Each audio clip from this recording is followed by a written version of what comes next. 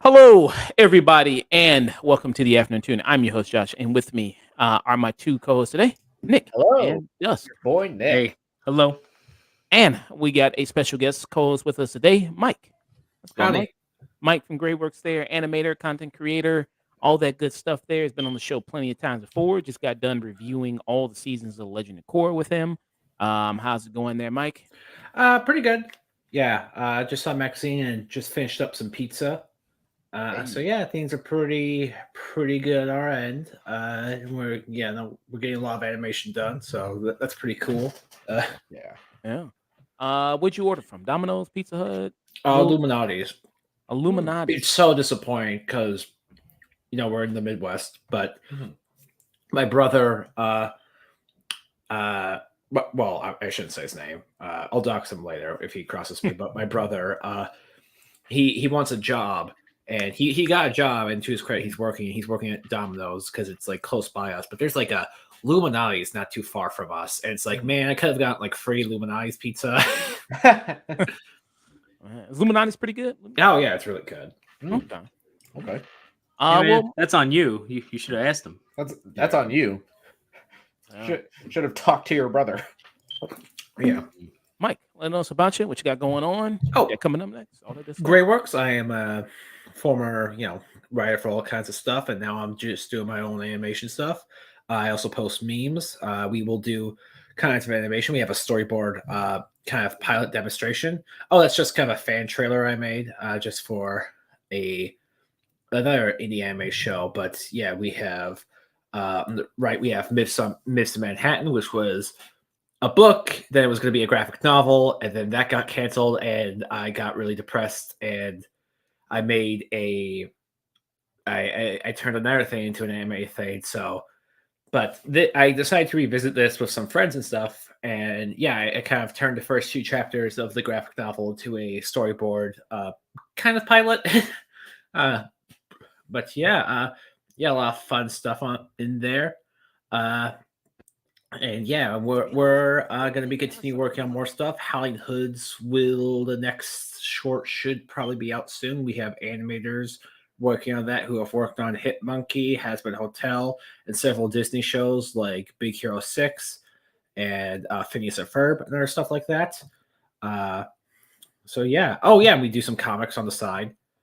And of course, we got a cute kid from Markability. But yeah. If you go to my Twitter, like every now and then, you'll see like a anime updates. We'll put on there. Hold on, let me retweet one. Okay. This is your Twitter right here. People can follow you. At Mike's Greyworks there, and also your YouTube channel there as well. Where you're doing interviews, doing animations. Also Greyworks there as well. People also can check you out on YouTube there. Also Twitch as well, right? Yeah. Occasionally when I remember to post on that. Yeah. Twitch also same name, Greyworks. Yeah. And yeah, that was my kind of impromptu review of Maxxxine, just using a scene from American Dad. What scene is this right here? Let's see. An actual scene from Maxxxine. Go, bitches. Show's over. I nailed it. Go. That's pretty accurate. Yeah. That's what happened there. So yeah, that leads into what we're going to be reviewing. This show we're going to be reviewing Maxxxine, the last, or what we think is the last of Ty West's latest horror movies. There, starting with X, then it was Pearl, the prequel film. Now it is Maxxxine. There, does it close out the trilogy pretty well? We'll answer that question for you people today. Also, we're going to be doing Despicable Me 4. Nick and Dusk will be taking on that. They saw the animated film there. Also, we're going to be doing a review for Beverly Hills Cop Axel F. Eddie Murphy returns as the iconic Axel F. We also did a review for the 1984 Beverly Hills Cop movie, the OG Beverly Hills Cop. That review will be up pretty soon there on our YouTube channel, youtube.com, The Afternoon Tune. Just type it in, you'll be able to find us. Trying to hit 2K subs by the end of this year. Also, speaking of this year, Hunter. Let's go on there, Hunter. What's going on, man? Oh, it's all good. Look who decided to show up for work. Oh, whatever. 2 streams on here in less than 24 hours. All right. I was tired. Yeah. Good evening, You say you're gonna be there. You're gonna be there. Hey, I got on. All right, I'm on colored people right. time. All right, can we Motherfucker, you don't think Filipino time is worse? That's fair.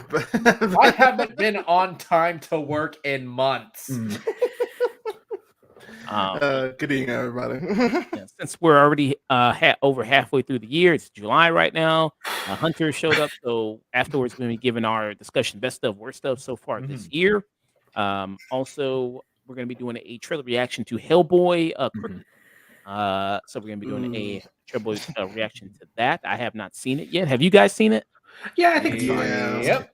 Okay. I'm still kind of waiting for just the animated Hellboy movie because we did get one, but that was more like a special. But it's just like keep on doing live action. But I mean, I heard they were doing an adaptation of The Crooked Man, which is apparently one of the better, or at least the more popular runs of the Hellboy comics. And I like the idea of them taking Hellboy and doing more of a straightforward horror film with the character. I mean, a lot of his issues are straight up horror. With detective elements in it. Pre the Guillermo del Toro movies, the Crooked Man was probably the most popular villain in Hellboy. Because it was a lot of kind of like one-off stuff or like one-off adventures, but like the Crooked Man was like kind of like the guy before. It was like a lot of Nazis and stuff. So then we do and Rasputin, obviously. Trailer reaction for that. And then, of course, as always, going to be rating somebody after the show. I see Cosmic Politics is on. They've rated us before. They're streaming right now. I also see Meanie Portable watching that wrestling. What is she watching right now? I think what's on right now? Is SmackDown, probably. Yeah, nice. SmackDown. There that she's watching. So maybe rate her after this, as we do. We've rated her a lot. But if you guys had any suggestions, anybody in the chat, or if Mike or Nick or Dusk or Hunter had anybody they knew that was streaming right now, please let me know, and I'll go ahead and give them a raid there. But Hunter, how's it going there, man? Let people know about you, what you got going on, what you got coming up next, all that good stuff. Besides waking up, you can find oh god, what do I have coming up? I'm gonna have reviews up myself for all 4 Despicable Me films, which man, that was a trip. After the first one, it kind of gets rough. I would say after the first 2, because I really enjoyed the second one. 3 was a thing, and then those Minions films do exist. As far as caveat, the shockingly good Minions films. Honestly, yeah. But as far as what I've got coming up, I just reviewed this past week's AEW Dynamite episode from a couple days ago, which was a whole thing. I did a stream on the 4th. That was yesterday. God, what is time? Reviewed a Team America World Police, so that was a fun stream. I just had man, I'm trying to think what else. I've been doing a lot recently. It's kind of, if only one of those guys weren't in this chat right Mofo, now. I was getting there. I actually had Nick on to help review Gen V season 1, which was a blast. But we had a fun first hour, kind of getting some stuff off our chest, which was surprisingly fun. But yeah, as far as what's coming up, I've got a review for all 4 Beverly Hills Cops films next week. I've got a review coming up for Fly Me to the Moon next week. The new ScarJo C-Tates movie. Gonna have a review for Twister and Twisters coming up in a few weeks. Reviewing Loki season 1 and 2 and X-Men Origins Wolverine, leading up to Deadpool and Wolverine coming out here in a couple weeks. So yeah, quite a lot coming down the pipeline. So yeah, just find me on YouTube at The Real Pineapple, and pretty much The Real Pineapple wherever you subscribe to podcasts. Lots of stuff coming up in July. Yeah, YouTube, Twitch, Twitter, Instagram, Blue Sky, all that stuff. Just type in the Real Pineapple, and you'll be able to find Hunter there. So on Letterbox, also isn't Letterbox your Black Shazam at Letterbox? Or Yeah, and I've already I reviewed that Kevin Hart movie, which I actually haven't done a proper review for that movie, Lift.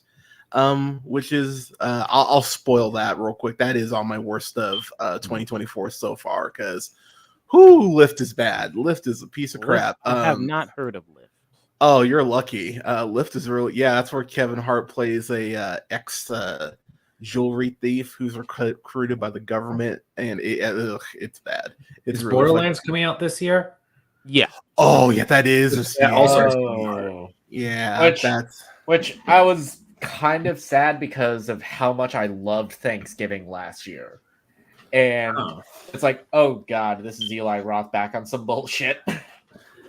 Yeah, which I as someone like I'm not a huge fan of the games. I have played the first two and really enjoyed them, but yeah, it's not. It looks terrible. It's not looking great.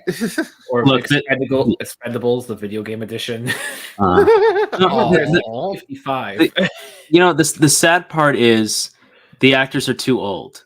Not only the actors are too old to play the characters, they picked too big named characters, like too many big named actors. They needed to go with it. It looks like a parody of what you'd think one of the corporations would retell Borderlands 2 or Borderlands 1 story with. I love Caitlin. Why is she in this? Well, she said that she was kind of going stir crazy for COVID, so she decided. I mean, sure, okay, but no, it just looks terrible. It just looks awful. The same reaction I had from seeing Kevin Hart is like the same reaction I had when I saw the trailer for Max Payne and I saw Ludacris, and I was like, you're playing a cut, like they got you to be in this. Get back, motherfucker! You don't want this script like that. This is definitely the thing about they tried to make Ludacris look cool. He always was playing a cop, but he would wear his trench coat. But he would wear a trench coat that was like 2 sizes bigger than he was. Yeah, so it always looked like he was wearing his daddy's trench coat. Wait, was there another Max Payne movie? No, he played another cop character in another movie. Yeah, Ludacris, they kept trying to make him a cop, and you're like, no. Yeah, Mark Wahlberg doesn't come off as a cop. He comes off as a. I mean, the only time he came off as a cop as video game characters, and neither one. The only time. The only time he has ever come off convincingly as a cop was in The Departed, where for a majority of it, he was just playing himself. Wasn't he nominated? He was nominated for that, wasn't he? Yeah, he was, wasn't he? The Borderlands movie reminds me of. It genuinely reminds me of like an old Doug Walker skit when he did like the Haunted Mansion and he did like Gargoyles, but with like Kanye West and El DeGeneres. That's not good. It's just. And I feel bad for video game fans too, because I mean, here's the thing: there's a world where it makes money, and the studio takes the wrong lessons from it, and they go, "Well, it's a 30% on Rotten Tomatoes, but it made 500 million, so who gives a shit?" It's not going to make that much. Look, man. Stranger things have happened, man. So I wouldn't bet. I wouldn't bet against Borderlands. Borderlands among video games was a very strong franchise. Until they made Borderlands 3 and made great gameplay, but really terrible story and character writing. And that really killed the franchise at the moment. It's kind of in the lull. Basically, people advise, you're going to pick up Borderlands 3? Okay, turn that on mute. Basically, keep all the sound effect and guns, but mute the story and the characters because they just don't shut up. Yeah. They just don't shut up. The thing is, though, on the flip side, Arcane Season 2 is going to come out soon. So okay, we get that. We got Arcane. Yeah, and also Last of Us Season 2 is coming out next year.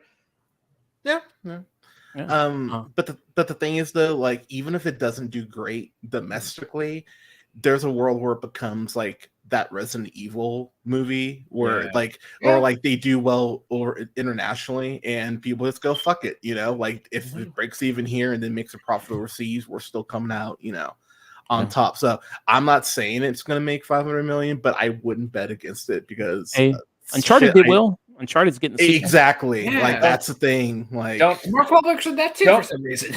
Don't fucking remind me of that.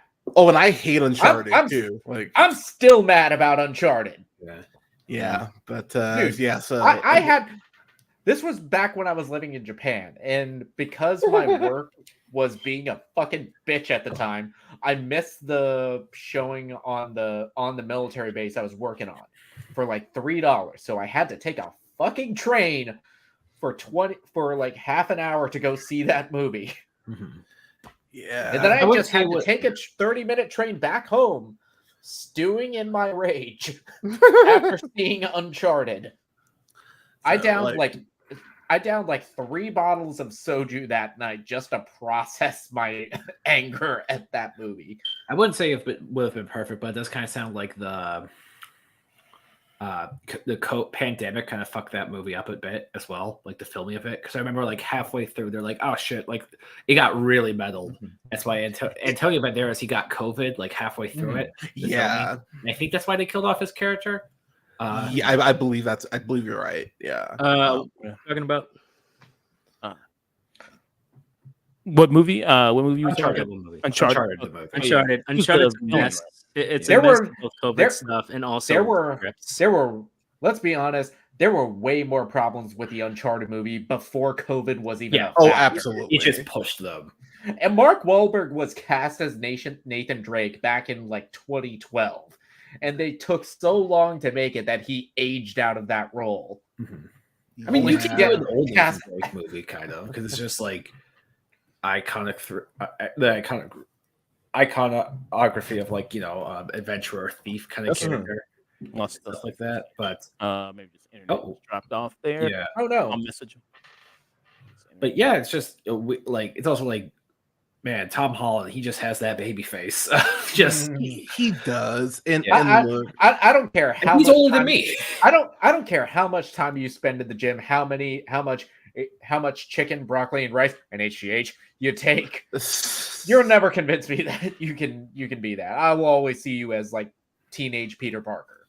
and look, I like Tom Holland a lot, but you know, I- oh. the Me too. I think he is hella talented. No. I like his portrayal of Peter Parker in the MCU timeline, and Yep. even in movies that I think are bad, with something like Cherry, I still liked his Ooh. performance in it. Ooh. Cherry's rough. I as someone who defends Holland a lot for his Peter Mhm. Parker, man, it's okay that you're the B in the relationship. Like it's okay Zendaya's better. It's okay, man. Like Hey, just Dude, if you gave me that deal where my Uh. partner is one of the wealthiest, most talented, and successful people in Hollywood, and I can just like chill at home, I am taking that fucking deal. oh, absolutely. It could be way know, worse. It's gonna Not be a new Alien Like movie. that. I'll wait for Dustin to come back. It's like, Just oh a minute. no, I have to be a house husband to Zendaya. It's like, Sorry, give me a oh, second. Just gotta no. pick something with my doggy. Okay. Yeah, take your time. Yeah. But Let me go live on TikTok here, so I can do that. But yeah. So let me see. Oh, just having a little technical difficulties there with Dustin. We'll get him back pretty soon. But yeah, like I said, we're going to be doing these 3 reviews. We're going to be doing the trailer reaction. Oh, there he is. And then we're going to be doing best of worst of there. All And righty. then we're heading out and rating somebody show. So I got a lot of stuff to talk about there. All right, so I'm going to get into the first review here. Maxxxine, let me pull up my notes for this, and then we can go ahead and then right here. Yeah, so Maxxxine is the 3rd film in the trilogy started by Ty West back in 2020. 19. Was it that long ago? 2019? Yeah, because it was a COVID film, Oh, yeah, because and that's why he split it in 2. Because they're like, well, we're out here. Yeah, and they filmed back to back for the first one, so that's cool. yeah, basically in secret too. Yeah. So, So Maxxxine is the 3rd part of the Ty West horror trilogy. Started with X in 2022. Then it was the prequel film Pearl, and then now it is Maxxxine coming out. And then he filmed X and Pearl back to back, as Nick was saying. Nice. You know, just like, hey, might as well Wow. shoot another movie while out here. We got Mia Goth, and Mia Goth is the star of all three of these movies here. And X was kind of your traditional kind of slasher flick, kind of throwback to Texas Chainsaw Massacre. Yeah. On paper, it is that, but there's a lot more, I think, thematically rich material in X when you get to like a second or third viewing of that film. Yeah. Then you also had Pearl there, and with Maxxxine. So what's going on here in Maxxxine? I was very much anticipating this movie because of I like the X. I like Pearl way more. I think Pearl's my favorite of the series. If this is Maxxxine, will be my new favorite. We'll let you guys know. But yeah, so this is a different setting here. We have the character here, Maxxxine Minx, who's in Hollywood now in the 80s, dealing with kind of that paranoia that especially in LA at this time, because it talks about the Night Stalker, Richard Ramirez, him prowling the streets there, terrorizing women, the serial killer that was out there. You also are trying to have her break into Hollywood, start a career as an actress here, trying to do that with the kind of the, as she says, the scarlet, in the red scarlet S that's on her, because she also is a porn actress there as well. But she's trying to leave that behind to have a more legitimate career. And while she's all doing that, she has this kind of mysterious person that is following her, that is watching her, that is kind of, threatening her in a sense there. Yeah, a character that knows about the events of X, which Maxxxine was able to distance herself from and survive. So it's like, she's trying to figure out also who is this person that is following her. This private detective, who is played by Kevin Bacon, is being paid to do this, to gather research on her, to drop things off to her. And this is also, you have a good cast here. We mentioned Mia Goth, who is the star here, but you also have Elizabeth Debicki, you also have Bobby Cannavale, you got Lily Collins, you got Halsey, you got Kevin Bacon, as mentioned, Giancarlo Esposito, who's not just playing Saul. He's not playing. Thank fucking God we get Giancarlo not playing Gus again. He dips into a little at the end, but. Yeah. But the way he does is fantastic given the scene. And he's wearing that the Clippers wig. Oh, I love that. I love that wig so much. Yeah, I'm like, the one, yes. Ed O'Neill's wearing his thing. Yeah. So you get a good cast here. So my thoughts on I'm gonna pass it around, get you guys' thoughts on it. But I would say for me, it is a little bit of a mixed bag. I'm gonna expand on that after I hear what you guys got to say. So, Mike, what are your thoughts on Maxxxine here? As someone freshly out of Maxxxine, I can confidently say it is a American Dad B plot of Roger trying to be famous in Hollywood, mixed with Once Upon a Time in Hollywood, but in a way that's not bad. It's a movie that I kind of wanted the Late Night with the Devil to be, of really taking more of the 80s satanic panic and stuff like that, putting that in the background and using the environment a lot more. And while this might be between this and X, it might be my least favorite of them. I'd say the way this movie is shot is incredibly entertaining, and I really love I am thoroughly entertained by the first 2/3 of this movie. It does kind of dip out for me by the third, but it's still something that's, if you like this trilogy, I would suggest seeing this movie. And if you just kind of like more kind of camp horror, or even if you're just interested in the making of Hollywood at the 80s or the time, this is for you.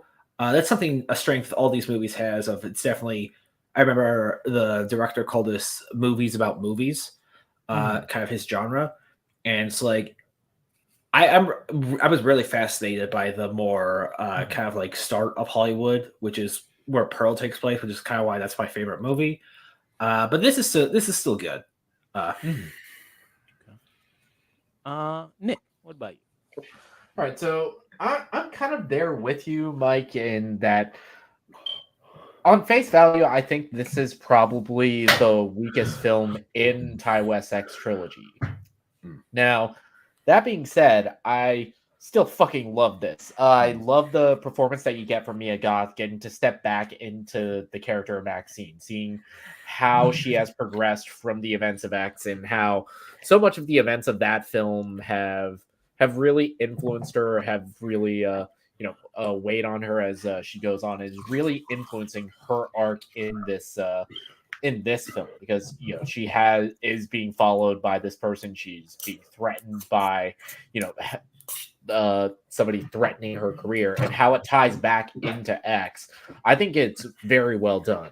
The backdrop of the 1980s with the whole satanic panic, with the rise of Hollywood, and something that I think is done very well is Ty West. He's one of those directors that really knows how to utilize a self-insert almost to a certain extent, like he did with the director character in X, and to an extent he does with Elizabeth Debicki, because she kind of has a similar arc to that character in X, where she knows she's making a sequel to a horror film, and she wants to make this be something that's like more than that, which I think Ty West is very much doing with the whole X trilogy. Dusk. The best parts of this movie is by far shit. The best part of this is Mia Goth. Everything else, the aesthetics, everything that's brought up into it, that's good, and it's strong, and I think that's its best part, is the 80s aesthetic, and at least trying to talk about the satanic panic and all these things. Unfortunately, it never really finds its full voice. It almost feels like it kind of drifts back and forth between different points. And the first 2/3, you're narrowing in, you're following along with her, trying to figure out who this person is. By the time it gets to that last third, it just never quite gels in the way that I was hoping it to. I think this is unfortunately like probably the most mixed bag I've had of the trilogy, aside from I think the first one. When it's strong, this one probably has the highest highs and the lowest lows if it goes through all of them, which ends up kind of making a bad pacing and back and forth. But when it's good and it does tailor those moments, when it does kind of feel like a bit of a grindhouse, and it feels like it's that 80s aesthetic meeting like a Miss 45 or these kind of like really just kind of messed up movies from that time period, or at least they came out back in the 80s. I think that's when it's at its best. Yeah, and Ty West, with all three of these movies, he's calling back to and paying tribute to very different eras of Hollywood. In X, he's paying tribute to like the early 70s with films like Texas Chainsaw Massacre, the very beginnings of what we know as the slasher movie today. And Pearl, that's like the 20s, the Technicolor era films, stuff like The Wizard of Oz. And in this, he's paying more tribute to kind of that era of like 80s sleaze with directors like Brian De Palma or Tony Scott to a certain extent. Yeah, this was the 80s where like, I mean, we see this in the movie, and like it's kind of a thing with like porn industry in the movies and like stuff like that before. But this was also before. I believe this might just be around where like actors could actually get like good contracts, because like back in the day, this was set in 1985. So okay, I think that was before one of the first SAG strikes, where that was like one of the huge disputes. This was definitely when like Hollywood's still a greasy, slimy place, but it's like it was just a cesspool back then. It was also just like we're gonna give you $100 for 30 movies a day. So keep that up. But like we also see there's a lot of background stuff that's like really great if you know more of like the making of, not the making of, but like kind of the history of Hollywood, kind of slime. I think you would appreciate that. I think this is also kind of like a movie like movie makers would also really like. Hunter, what's some of your thoughts here? Yeah, I love this fucking movie. I love this movie so goddamn much. This is the movie that everyone told me that Once Upon a Time in Hollywood is, which I will go to my grave saying that movie is clunky and incomplete, and I don't give a shit what anyone says. Yep, controversial. You heard me. We got a hot take here. That's a last third. Hey, Quentin, I know your editor died. Find another one, man. Not everything needs to be 3 hours. But I love this movie. Mia Goth is fucking special. She's terrifying. The way that scene in the alley ends that Josh showed the clip of, holy shit, the way that scene ends. Oh my god.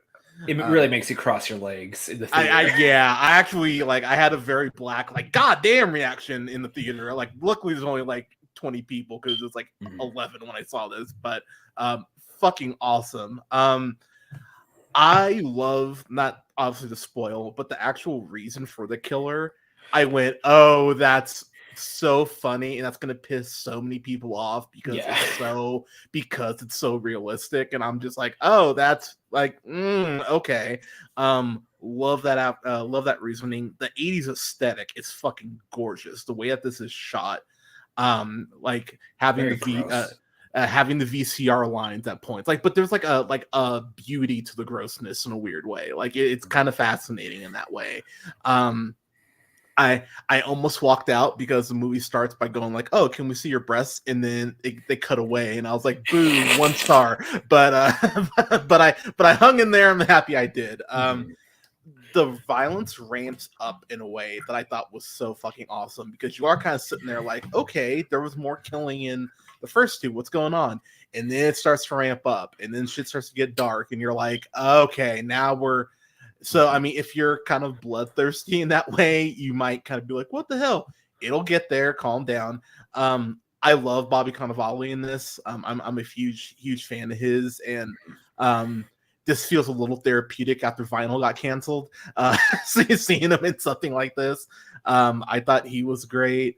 Elizabeth Debicki, we mentioned her. She's absolutely incredible. She deserves more chances and more weird stuff like this. And not to spoil, but Kevin goddamn Bacon in 2 movies this week that I've enjoyed his villain portrayal in. It's hell yeah, man.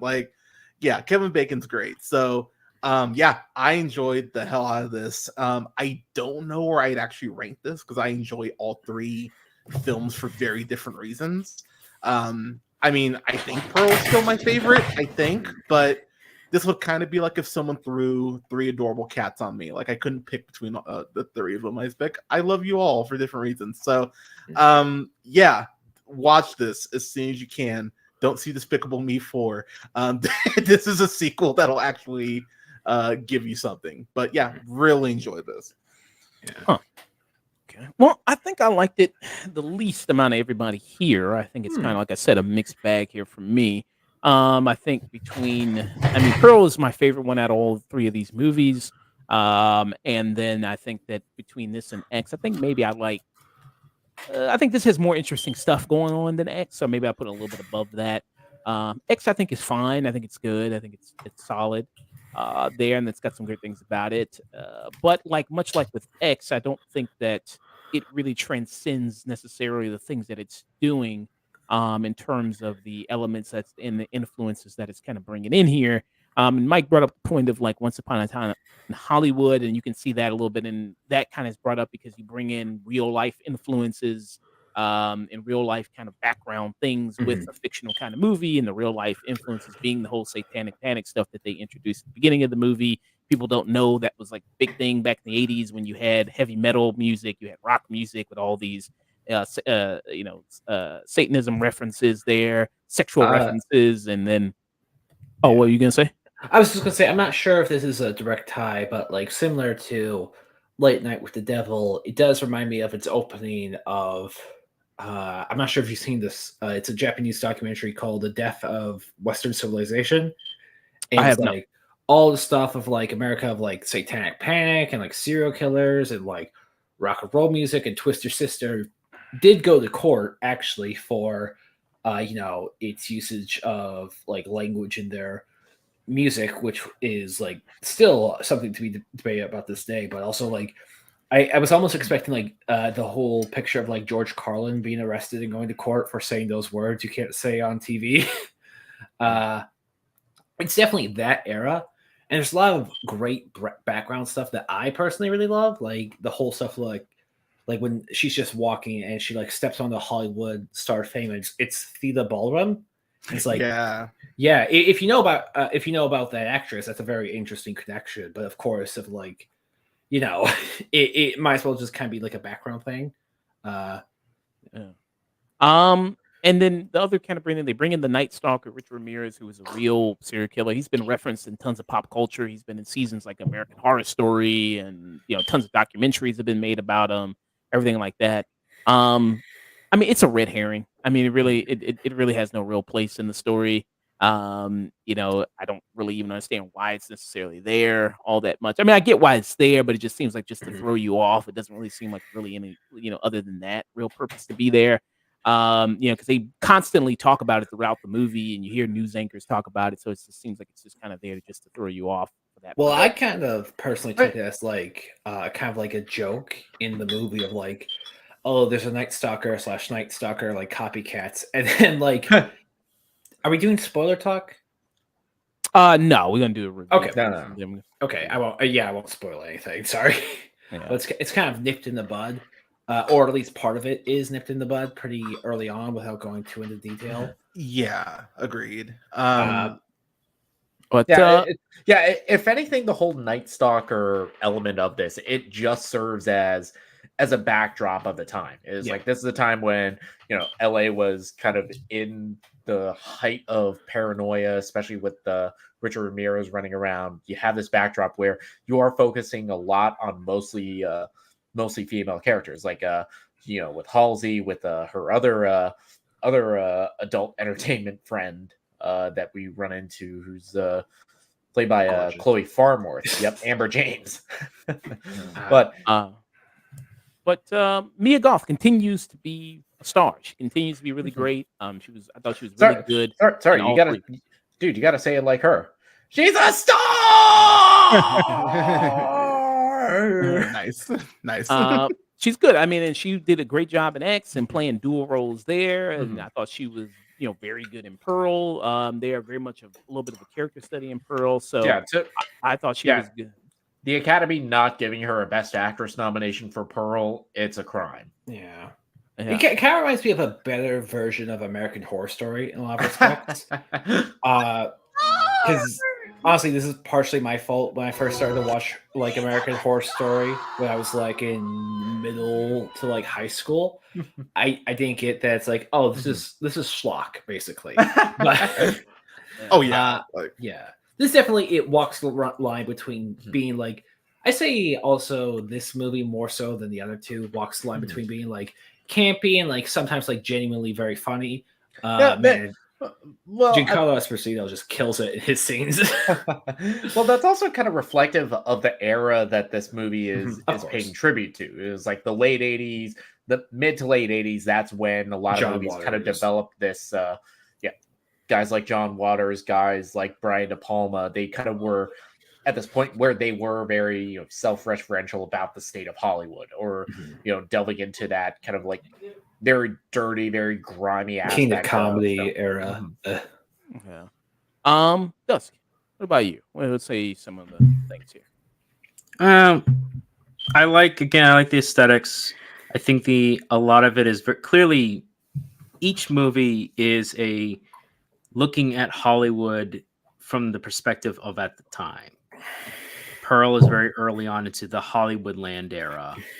X is in the 70s, where it's very grimy and everyone's trying to make it, but not quite. And then the 80s is still grimy, but now you have a lot more color in film. Technology's increasing. 8mm is becoming the rise far more. They're able to kind of digitize some stuff, very early stuff in that metric. And now everything's kind of starting to become like a factory, where the auteurs of the 70s is starting to be phased out with the factory setting of the 80s. And it's very interesting to see that dynamic. I think camera work wise, acting wise, I think this is very strong. I just wish the pacing was better. I wish the ebb and flow of the back and forth, well, taking in the movie, and what's happening outside with Maxxxine and how this is using as the background. I think it just doesn't pace itself as well as it should have. Okay. Yeah, I did watch Pearl recently again, and that movie is like very well paced for the most part. It's like, and I was very entertained with that movie. I think also another thing is like, as like you guys have mentioned, like the background's definitely the '80s and stuff like that, but the background's utilized much more like in a much more effective character study manner with Pearl. Because with Pearl, it's like it's part of her psychology as the character. With this, well, I still really, really like the cuts and stuff like that. The ending's also just like, oh, this is like kind of like what they did in the 80s and stuff like that. It's like this was when kind of like the start of nostalgia for older movies started to come into play. And that's fine, of course, but it's like I find Pearl a more interesting character study of the character than Maxxxine, with the usage of like kind of early Hollywood stuff of like when Pearl's audition and all that stuff, as well as like just how the movie's edited and like the closing lights. In this, it's like it's there, but it's like it's a lot more fun. Which is like, of course, that it's not like a negative against the movie to say it's fun. It totally is fun, and it's like, but it's like, yeah, the effects are more so just there to like keep the audience entertained, as opposed to like having a double meaning. Then again, this movie is also, I have seen this argument on Twitter a few times of like a continuation of like X. So of course it's like that character study was done there, and this is just more like the adventure almost. Yeah, X was like an exploration about the fear of aging that both that Maxxxine has, about this whole idea of like living a life that she doesn't deserve and letting time just pass by, living with regret, which is reflected in the character of Pearl in that film. Yeah. And here we're like seeing her, okay, this is like the precipice of your big break, potentially. Yeah. Oh, sorry, go on. Yeah, Hunter, what about you? Yeah, to kind of piggyback off that, that's actually why I like this film so much, because X is that character study of potentially getting older and what it all means. Yeah, all the missed potential, all of the opportunities that you couldn't pursue. Yeah, this is the potential of your past, not just fucking up your future, but all of what you went through earlier in your life to get to this point being for naught anyway. And I think that in itself is a very interesting part of Maxxxine as a character. Also being set in this time period, it's very hilariously ironic how they talk about how Brooke Shields got naked and they're in a Muppet movie, and like how that relates now to present day, and how that affects, or in often cases doesn't affect how people are cast and things like that, and how there really is no such thing as bad press. There's no barrier to entry to becoming a star anymore. Exactly. Go ahead, Mike. No, sorry. It's just I've done like a lot of different kind of like stuff, like work as extras, but also like makeup work in the past when I was like a teenager. But also I've done stuff like I've done auditions, and I've done stuff for like extra stuff in like Chicago, and I've done like different clubs. And man, it's like it wasn't like anything this grimy or dirty when it comes to like some of the sex work, but I have worked with like women who have like been like oh my god, it's in Chicago. It's like really close by the subway train, but it's a bar, and it's like a very heavy metal band, and like the waitresses there are all dressed as like bunnies and stuff like that. And it's like you will come across those people. It's like, yeah, I'm trying to make it, all stuff. I'm doing all these side gigs. I'm trying to get before I get like turn 33. And it's like I see that, and I'm like, oh man, like someone here, like I know like there's definitely gonna be a lot of people relating to this, like a lot of like also female actresses as well who relate to this, and stuff like that, as well as just like kind of the general like kind of a vibe of working in like a like a porn industry or like a industry of like Or sexual entertainment. Yeah, any kind of entertainment where it's relied on exploitation. Exploitation, or that male gaze. Of course. It's like in there it doesn't matter how well you age. It's like you age like bread, not like wine. Everyone will age, and that's the thing of like, you will definitely come across like people like Maxxxine and her friends, especially like her two friends. Especially when one of them said, "I'm going to eat a hot dog now, so I don't have to eat one later, so people don't see me eat later." It's like I've met you. Yeah. But yeah, I mean, but between that, between the kills, there's a kill involving a car that I was just like, oh yeah, that's the stuff. I was like, oh, like that Hunter turned into me a little bit. Oh man, I was so giddy. Really every death in here. There's a death, without spoiling it, where it cuts back and forth between Maxxxine reading the script and the death actually happening. I went, oh, that shit. Like, there's so many moments like that where I just kept going like, go off, King. Like, oh, like Mr. West, like you're a West I can get behind. So like it was, and that's something that West played with a lot in both the Pearl and X to a certain extent, because you'd have like dialogue that was reflected back and forth between different characters. You had actions or moments that would be foreshadowed that would always come back into the script, into the action, and especially in the kills. It was like if you're really paying attention on a rewatch, you can really spot the moment where every main character's death is foreshadowed prior. Josh, I know, because we've talked about this, was actually our first discussion, but I know you weren't a fan of this, but I think the only big horror movie especially, that has like a death similar to this of like the 80s grindhouse film, especially with how it's shot, even with some of the transitions to makeup, would be kind of the Terrifier series. And even some of like the Fog, like Terrifier 2 especially, with that one kill in like the what was it called? The Halloween store they were in. That definitely reminded me a lot of like, I haven't really seen this a lot in like a more art house film, so to speak. I love Terrifier. He's like, I know it's trash. Like, I know that's my guiltiest pleasure. I do too, but I will never like defend it to somebody that isn't a horror or a slasher fan. I will defend that movie, but more of as like I respect the creator, I respect the artists, I respect the actors. I tried selling my dad on that movie, like when he helped me move into my new place and we were like drinking at a bar. And I tried selling him on it, and I just showed like that image of Art the Clown like playing with that girl's dead body. And he just looked at me like and he just looked at me like, oh my God, you need to be committed. I mean, I've said that often. I've said it often about when Nick tries to sell me on horror, but that's just because you're a pussy. I mean, I like to sleep, and I'm not as deranged as some of you horror fans, but that's fine. What I will say in as far as a real quick wrap up is the pacing that I actually think this is my favorite pace out of the three, because it is mystery.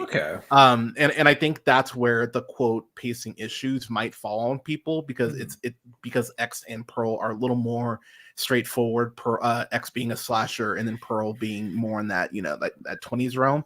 This is way more of a mystery, and so the way it plays out, the pacing is it's definitely taken a little bit to ramp up, especially in that first third, but I was never bored or not interested in what it was doing. I think it personally hit the ground running for me, and I was actually engaged all the way through. And again, I saw Despicable Me 4 before this, so I was like ready to go home. Like I almost didn't watch this. I was like, man, I'm gonna go home and take a nap. I basically roasted Hunter into going to see Maxxxine. Yeah. So Nick says that, but honestly, y'all, like fireworks are going off. My cats were like crying, so like I didn't get to bed till like 1 last night. I definitely didn't have to change your nickname in our group chat to Quitter. Yeah, which I immediately changed to the third afternoon tune co-host Cool, because I'm on here more than Oh, Nick. you son of a bitch! Because I'm on here more than Nick is, but I will say like it woke me up, and that's the biggest compliment I can give it. Like, because I went to go grab an energy drink, I didn't have time. I went to grab a coffee, didn't have time. I was like, "Fuck, I just need to watch it."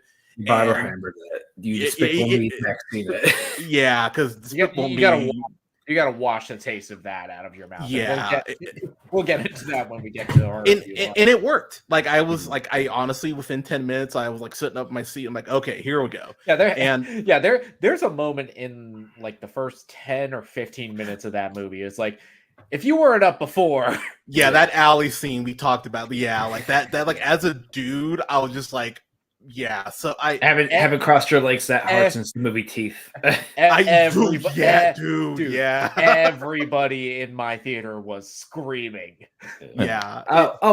I'm sorry, but really quick, Kevin Bacon, wonderful scumbag performance. It reminds me a lot of there was a Johnny Depp movie where he played like a mob boss and he like had like a bald cap on. It's based off a real life story.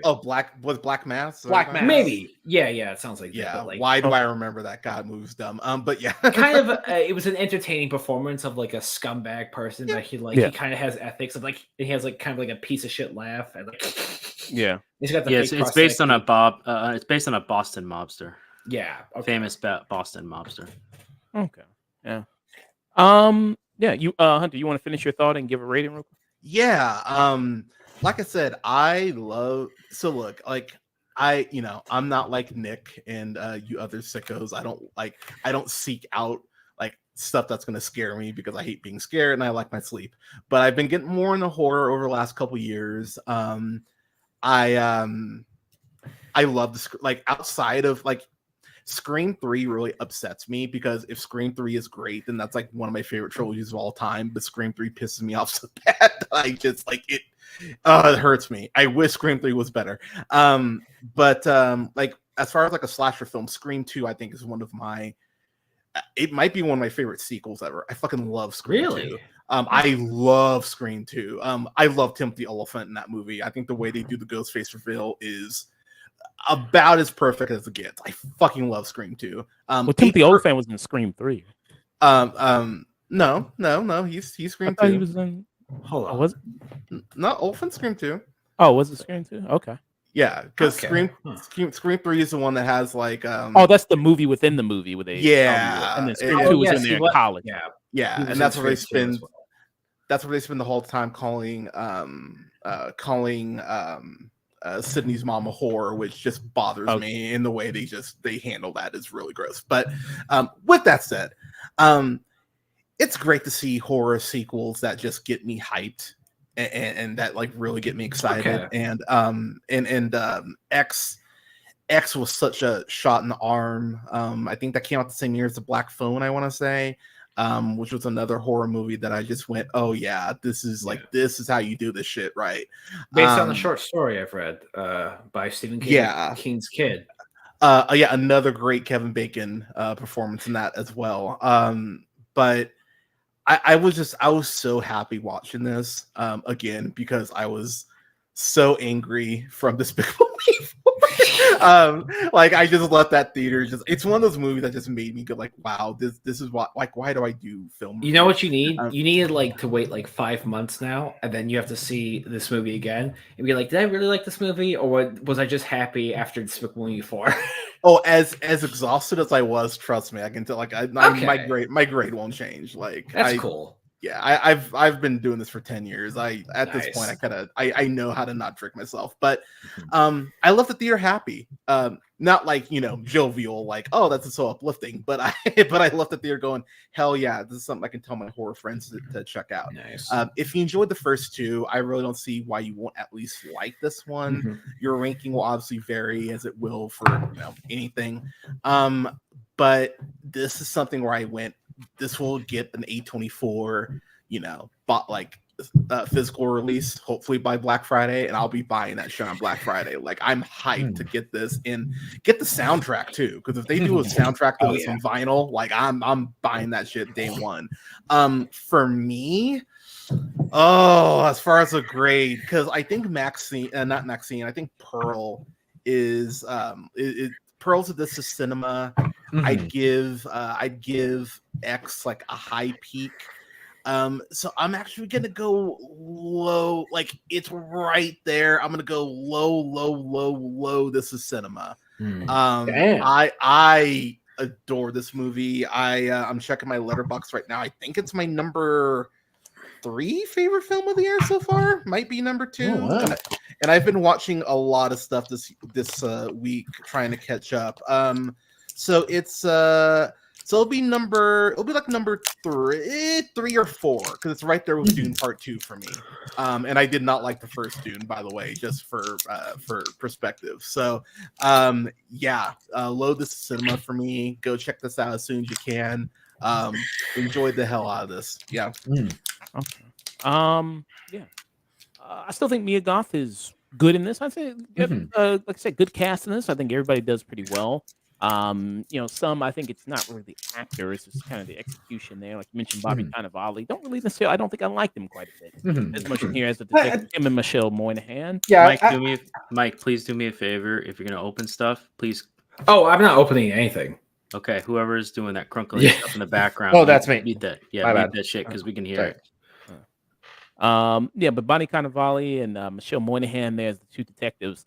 Don't really necessarily. I didn't think they were that good in the movie myself, and then especially the way it ended with their story, I thought was a little goofy there, especially the last stuff that Bonnie Cannavale says there towards the end of the movie to her character. I thought it was a little kind of ham-fisted there in a way. The deaths, I think the deaths are really good here. I mean, Hunter mentioned a good scene here with one of the deaths where they cut back and forth between the script. I thought that was good and thought that was well handled. It's just that I don't think the movie's bogged down by references there, because like something like Once Upon a Time in Hollywood or certain Quentin Tarantino movies, it's like it's just about the references sometimes, and like as much as and about film and film references. I don't think that movie does that. I think it does some better stuff there as far as weaving it in. I mean, there's some more obvious stuff like you see in the trailer where they go to the Bates house there at the Bates Motel. They do that. That's so like, okay, here's a thing to kind of reference in it, and they come back to that a couple times. There's kind of that, but I would say I was a little disappointed in it. I think it's kind of a mixed bag of stuff here. I think there's got some high highs, but some kind of low lows here for me, and that's why I would give it a kind of a lowish kind of tune in for me here. Mia Goth is still good, and I think if you like the other movies, if you like X, if you like Pearl, you might probably like this as well. I just was kind of a little bit disappointed about the way it kind of turned out and the way that some things happened, and the kind of background of some things, of real life kind of historical things that feel like it's kind of just there as a red herring, as I mentioned before. So for me, I kind of give it a lowish tune in there for my taste there. Dusk, what about you? Final thoughts, rating there? Yeah, there's a lot of good things in this movie, despite its pacing issues or some of the things that I found kind of odd. And it's just inching out, being better than it just makes up for it, in my opinion. I still think the acting is strong. As goofy as this gets, it's a grindhouse movie from the 80s. It matches its tone. I'm glad to see it wrapped up in a trilogy. I know they're talking about maybe a 4th movie, which they could probably do, honestly. Wouldn't put it past them. But I think all considering, I think this is a solid. I think this is at least a solid to low tune in. I say this is a fair time in the movies. You want to check it out, be worthwhile. Just know you're going in for a very specific type of movie. This is very much a love of the art of horror movies and much more focused on that. And so if you keep that in mind, I think you'll have a solid time. Okay. So you give it a kind of a low tune in there? Yeah, I give it a low tune in. But I feel better about it than you do, but I'm kind of in the same area. Okay. Mike, what about you? Final thoughts, right? As someone who was not as enthralled by X as other people but was a pretty big fan of Pearl, and despite the issues I have of this movie and the criticisms I have and understanding of other people, I found Maxxine thoroughly entertaining. I think it's one of those movies you kind of have to know you get into. A light, kind of a light schlock movie or some light like comedy. I would say this movie is more of the camp horror, and I found this movie, despite its like kind of issues I had in its third half, very entertaining, uh, very well put together, and I would give it a high tune in, even if you haven't seen it in like, even if you're not like a huge X person or what are we calling this trilogy? The X trilogy? Yeah, pretty much. Yeah. Okay. Even if you aren't as like as enthralled by the in trilogy as a whole. But yeah, and now we can of course look forward to the next big Mia Goth movie, the Blade movie that might never come out. Dude, don't rub it in, man. Can we not? Can we? Don't rub it in. Come on, Feige, figure it out, asshole. All right, you're invited to the cookout. Come on, figure it out. It's just a cool jacked black dude killing the fuck out of vampires. How hard is it? How hard? So what will be your rating there, Mike? I said like a high tune in. Like I would, for me, of course, I would say it's Pearl, maybe Maxxine, and then X. Of course, that may be because like X was like very hyped up. I was like kind of late to the party, to me. So I was a bit like I wasn't as raptured by Mia Goth's performance as everyone else was. I think she's a very talented actress, but like, yeah. Okay. Nick, what about you?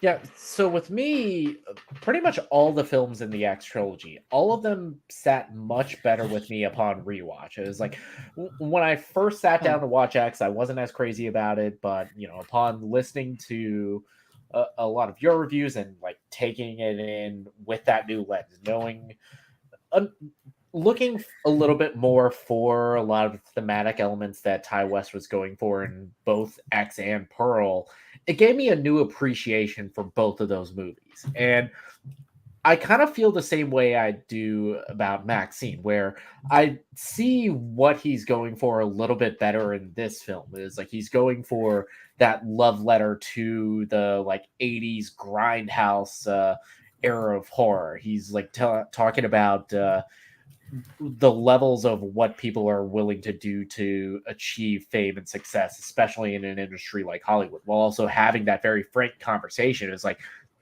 you could be in one of the like best horror movies possible, but it's not going to give you the level of superstardom. While also, I think integrating that backdrop of the 80s of this time period with the integration of the Night Stalker, for me, all of it worked really well. I still think that this is the weakest of the X trilogy, but I would still give this a very strong tune in. Okay. Oh. Yeah. So we gave our thoughts there on the capping of the X film series from Ty West there, Maxxine, starring Mia Goth there. So a diverse array of opinions here. I probably was, I think, the lowest out of everybody here, but a lot of other guys, Mike, Hunter, Nick, they seem to really enjoy it. They seem to really like it. So, I had a great time. I got to show all three. I got to show at least X to my partner, which I think out of all these is like both X and Pearl do a really good job at standing on their own. You can watch one without having seen the other. That's true. But Maxxine, you pretty much have to have seen X in order to understand a lot of what's going on. Yeah, I'd say so. I think it also depends on like what era of Hollywood or Hollywood movies do you really love or like. I'm personally like I'm a really big fan of like older 1950s, like kind of like early Americano kind of filming of like movies. So I think that's why I gravitated toward X more. But I can totally see like this being someone's favorite. Yeah. None of them are bad, in my opinion. Yeah. No, I see your opinion about it. I know X people talk about X like the greatest slasher ever. I saw some of that people said about X when it came out there, but a lot of people were super high on it. So I understand maybe coming into it later on and then being a little disappointed by it. So yeah, so that was our thoughts on Maxxxine. Let us know what you think in the comments below. Nice. All right there. Mike, did you want to head out? Or did you want to stay for Beverly? I gotta head out for now. But it was All great right. talking to you guys. You can find me on Greyworks on Twitter, on Howling Hood's YouTube channel, on Twitch. Just search Greyworks or Howling Hoods or Miss Manhattan, and I'll be there. You'll hopefully see more stuff from me soon. And of course, if you just want epic memes, that's also something I can deliver for you people. Which is a tad frustrating when it's like, oh, I spent 9 months working on this one shot, and it's like, oh, this meme I made in like 5 minutes. This got liked by the creator of Smiling Friends. I'm so mad that people are loving like this on Instagram way more than any of my other stuff. It's got 9K views too. 9K views. Yeah. Oh, but God, Instagram is just like I can never tell when something's going to blow up on Instagram or not. It's weird what people end up liking on your stuff, like as far as content that you produce. Like it's so weird to see what people gravitate towards. Like Yeah, this one got 41K views. Right? Yeah, and of course everyone loves Todd from Breaking Bad, Jesse Plemons. So I gave him a solid meme. But yeah, and if you want to tune into any of our podcasts, we talked about stuff like Barry, subjects like adaptations with, or if you are interested in any other indie animation stuff, check just my channel out in general. You'll get more updates in the future. The next Howling Hoods short / thing will be entirely professionally animated. Oh, that's my friend Kevin, who is one of my lead artists. He's great. But yeah, thank you guys so much for having me on. I love talking about this kind of stuff, and I'll see you in the future later. Yeah, great to meet you. Take care, Mike. Thanks for coming on. Yeah. And Mike will be joining us later on. I'll be doing a stream with him in a couple of weeks. We'll be reviewing One Piece arc by arc there. We'll be doing that pretty soon. So yeah, thank you, Mike there. All right. Moving on to this next review, Beverly Hills Cop. Let me pull up my notes for this review, and then we can go ahead and get that started right here. And then after this, we'll do Despicable Me 4. Nick and Dusk and Hunter can take care of that. I did not get a chance to see it myself. Oh, yeah. Didn't get a chance to, Sure, you did. That's to see it. But that's why I got great co-hosts there who filled in for me watching it. Josh was like, "Oh, they're doing Martin reruns. I don't need to go see Despicable Me." Oh man, those Martin reruns though. Yeah. Right, they get you. They get you. All right, Nick, you good? I gotta wait for Nick here. He'll come back in a second. I'm back, bitches. Jesus Christ! Wow, like Great Kazoo. All right, so our next review of the day is going to be for the Eddie Murphy film Beverly Hills Cop, Axel F. This is the 4th movie in the Beverly Hills Cop series here. Me and Nick just got done. We reviewed the first Beverly Hills Cop film. That review should be up on our channel pretty soon there, youtube.com, The Afternoon Tune. Check out what we had to say about the very, very first Beverly Hills Cop film. And that was my first time ever seeing the Beverly Hills Cop. I had never seen it prior there. Yeah, same. That was a first time watch for me as well. And, talking about that movie, we got into the legacy of Eddie Murphy, especially at that time. I mean, he was a superstar, megastar at the time in the 80s. I mean, he was on SNL and he joined SNL. Star. Yeah, I mean, he it was a genuine zeitgeist. They remember, this guy sold out Madison Square Garden and he was only 21 years old. 21 years old, yeah. 21. Delirious, he had Raw. He was on SNL when he was 19. He first joined SNL. Beverly Hills Cop, which was, one of his first big movies. He was 48 hours.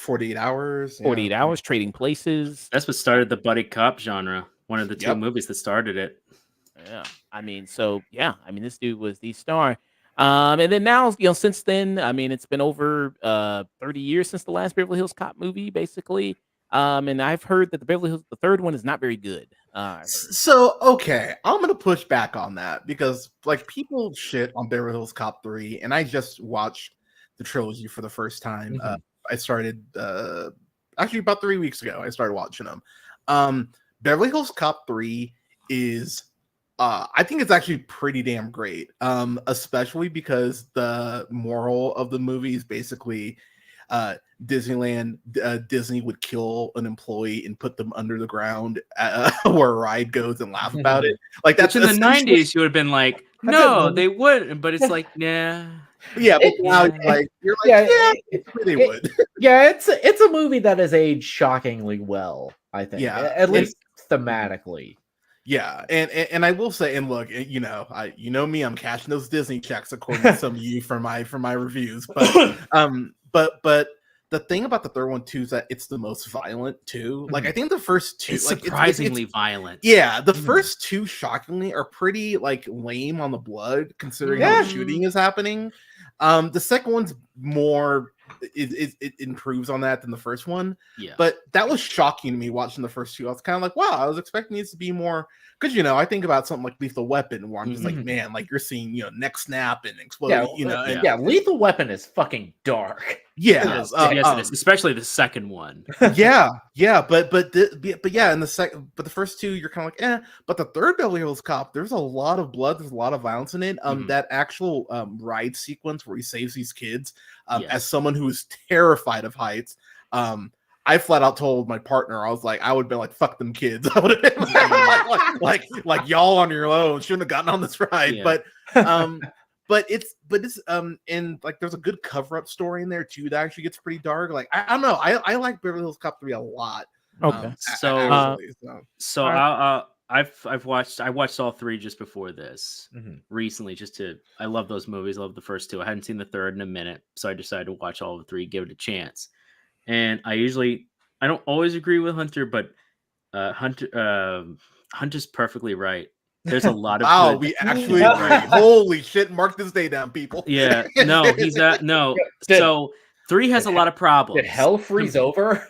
Yeah. Right? Look, the first two movies are great. They're classics. They are. The third one is definitely the outlier when you consider those first two. It's definitely an outlier in script, the wild motion of tone, and how it goes in. That's the big problem for 3 it's a whiplash of tone. Yeah, it basically did to this franchise what Return of the Jedi did to Star Wars a little bit. I think that's a little strong. To a lesser extent. If you want to be a lesser extent, okay, but yeah. All right. Okay, so Beverly Hills Cop XOF here. So the premise of this, what's going on is that you got Axel Foley, who's returning to Beverly Hills. His daughter. Now you see that he has a daughter in this who's played by Taylor Page here. People might remember Taylor Page. She was really great in that movie Zola, which I thought was really good. And also from Ma Rainey's Black Bottom. Yes, she was in that as well. She was in Ma Rainey's Black Bottom. So she's the daughter of Axel. She's a defense attorney here. She's taking on a dangerous case, a case that was given to her by an old a friend of Axel Foley here, Billy Rosewood, who again is played by Judge Reinhold from the first film there. And you got a lot of characters returning from the first film. You have also John Astin, who was Taggart there. He's also returning as that character from the first movie. So it's a case of, she's defending this guy, this criminal who's believed to be a cop killer. She's getting threats on her life. So he has to go there and investigate the case and make sure that she's okay and find out, who's this real criminal kind of going around, who was really the cop killer and this big threat here.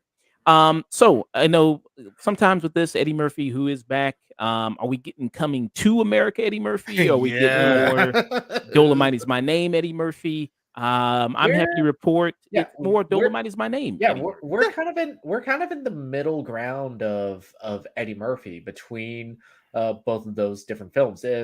I read this review on Letterboxd in that Beverly Hills Cop Axel F is basically his creed, almost to this. Huh. Okay. I'll Okay, I'm gonna have to let that marinate. That's an interesting take. Okay.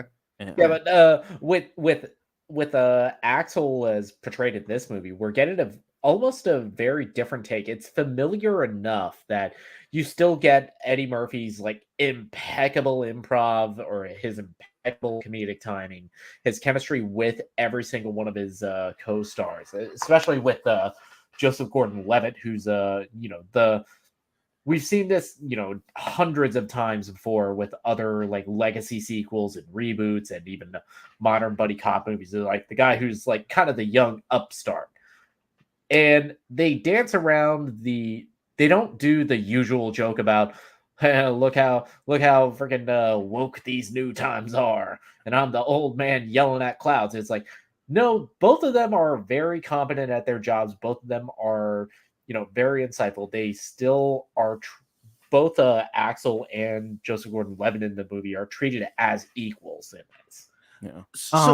So they kind of do that a little bit, the wokeness, but the thing is, it's done for an actual purpose, because there's there's a point where Axel tries to steal this woman's security cart, and the movie very wisely goes, yeah, this isn't 85 anymore. You couldn't do something like that and not have someone go, what the fuck are you doing? And so when she maces him, you go, yeah, that's what would happen now, because someone wouldn't just let you steal their shit.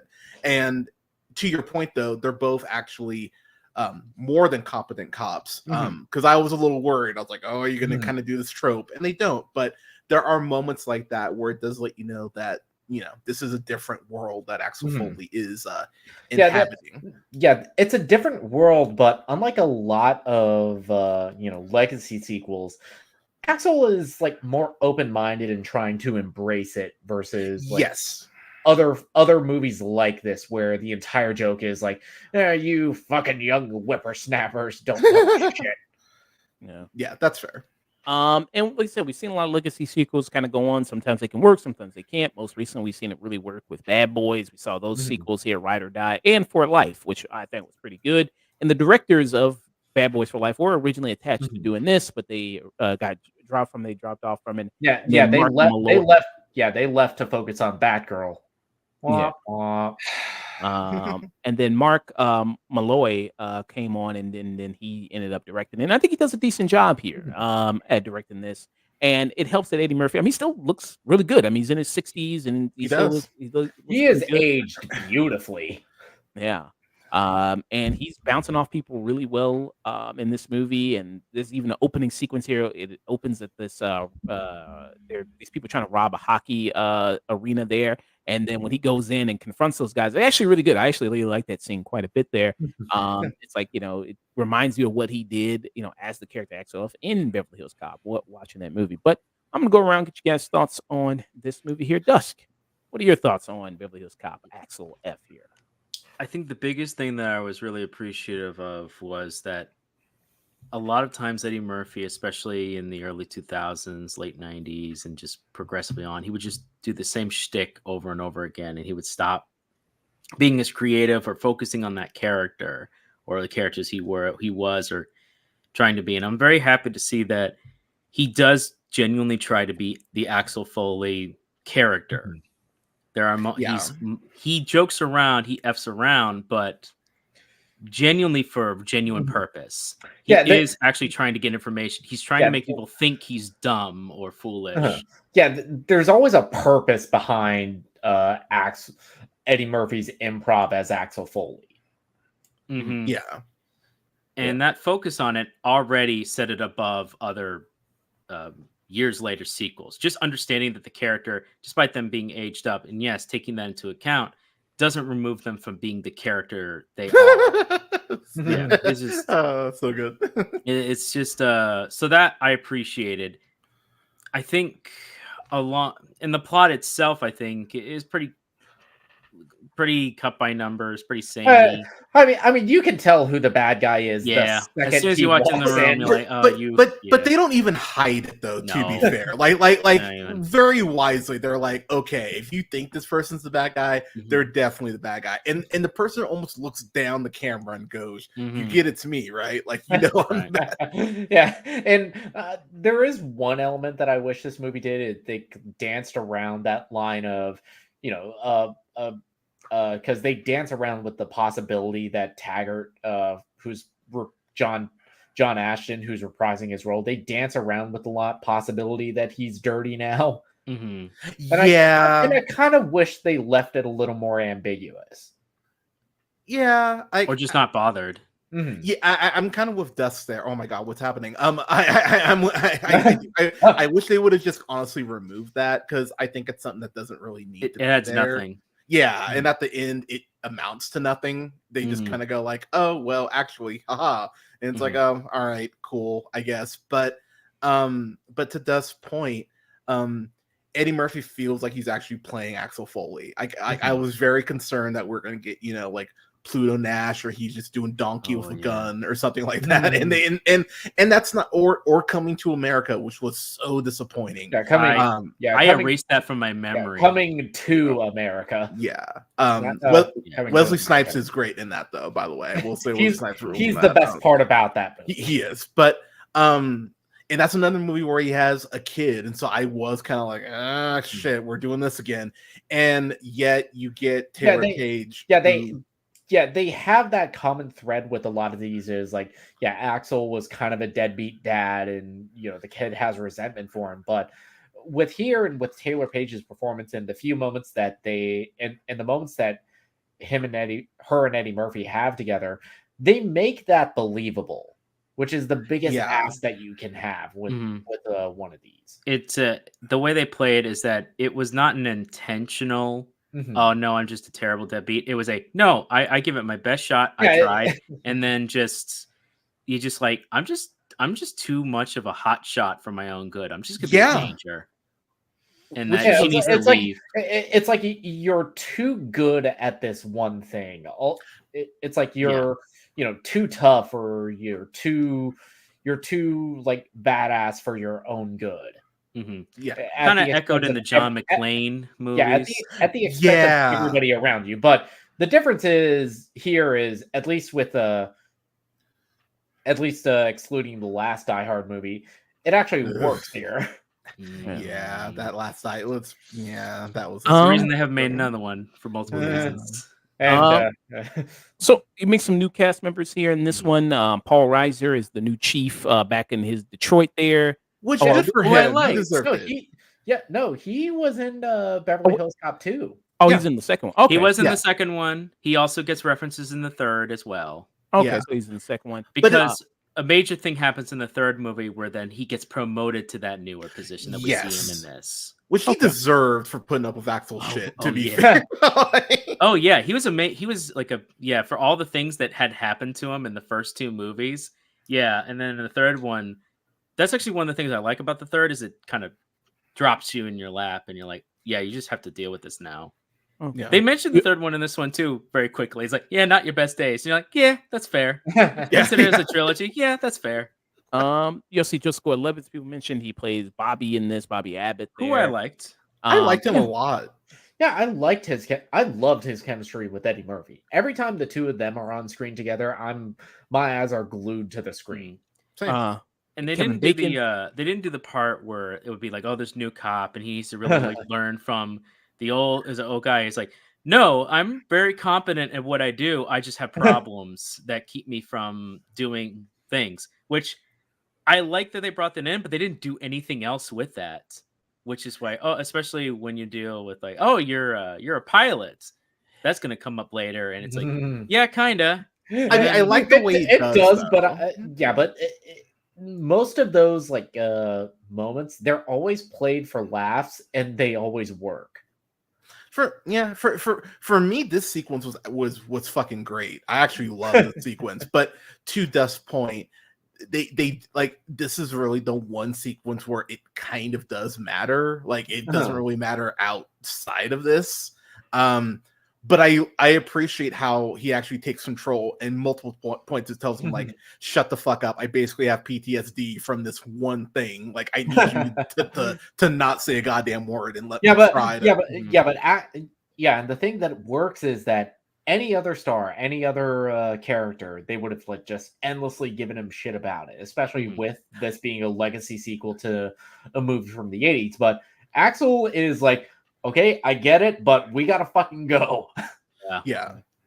I mean, and like when we talked about the first Beverly Hills Cop movie, I mean, these movies aren't reinventing the wheel when it comes to buddy cop action movies. Here, it does the things, and then has your traditional tropes here.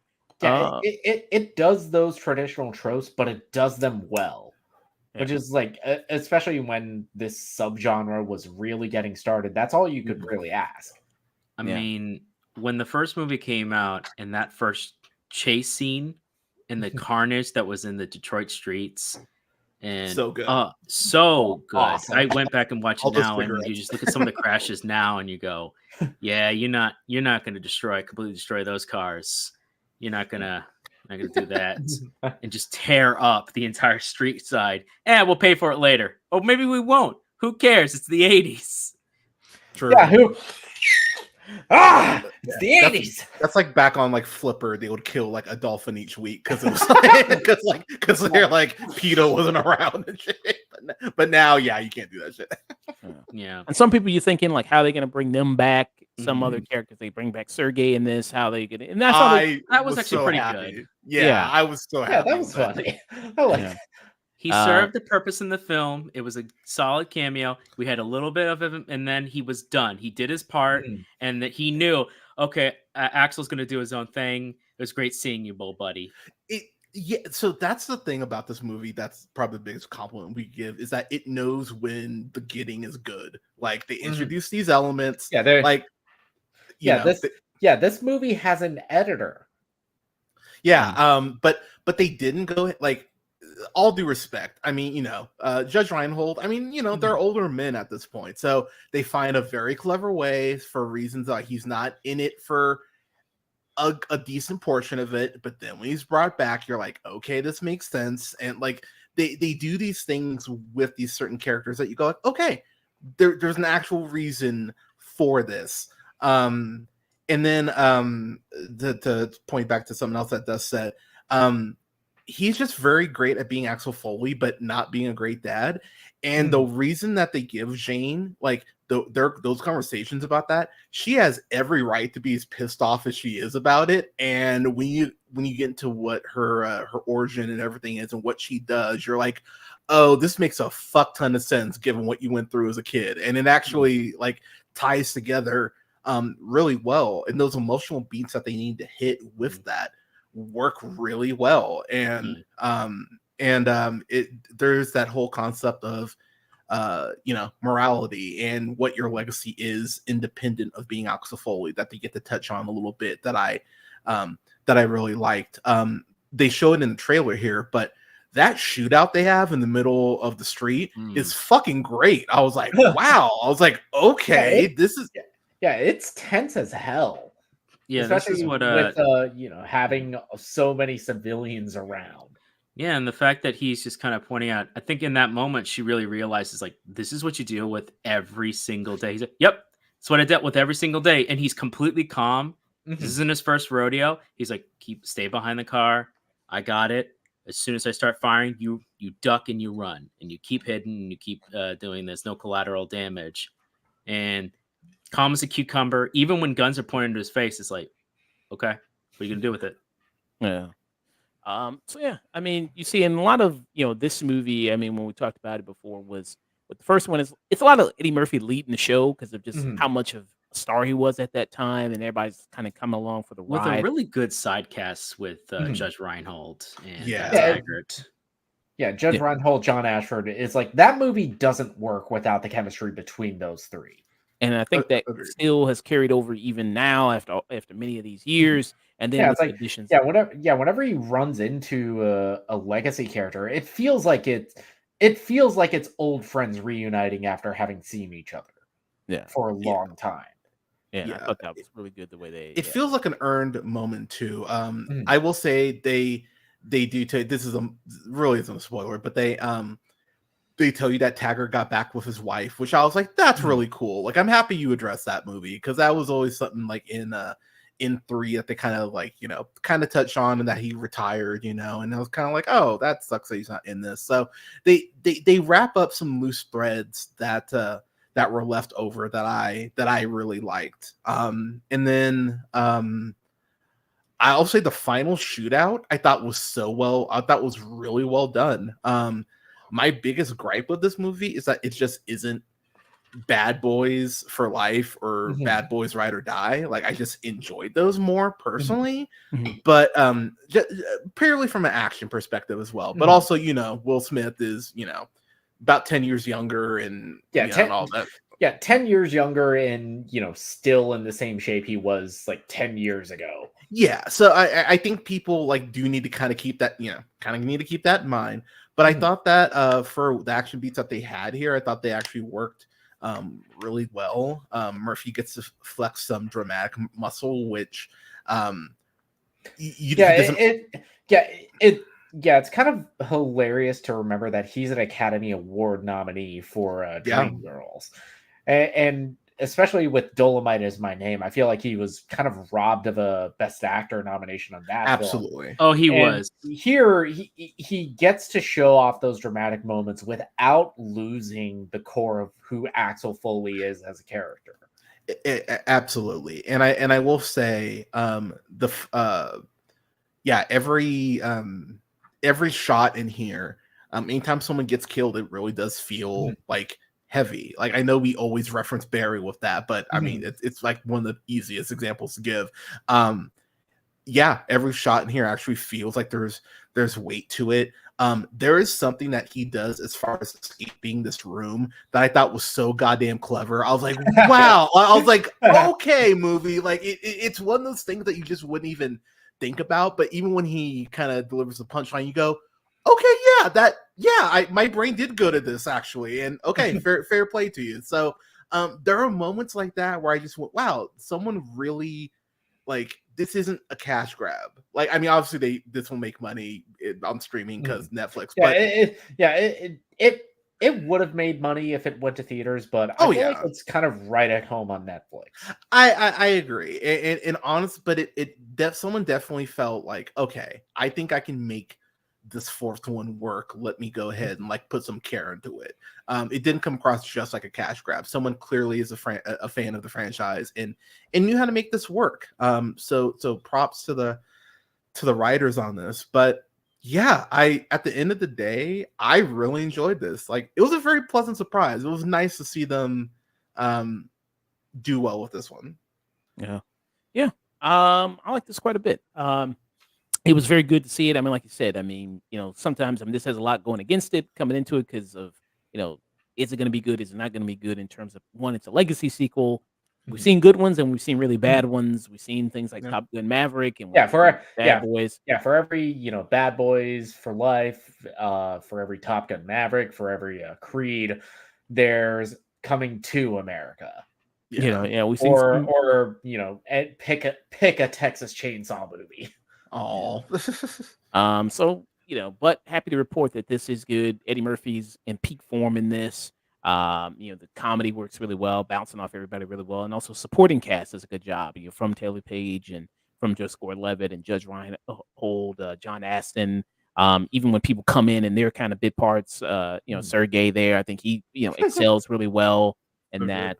Kevin Bacon, we just talked about him in Maxxxine, how well good job in that, and I think he does a good job here in this.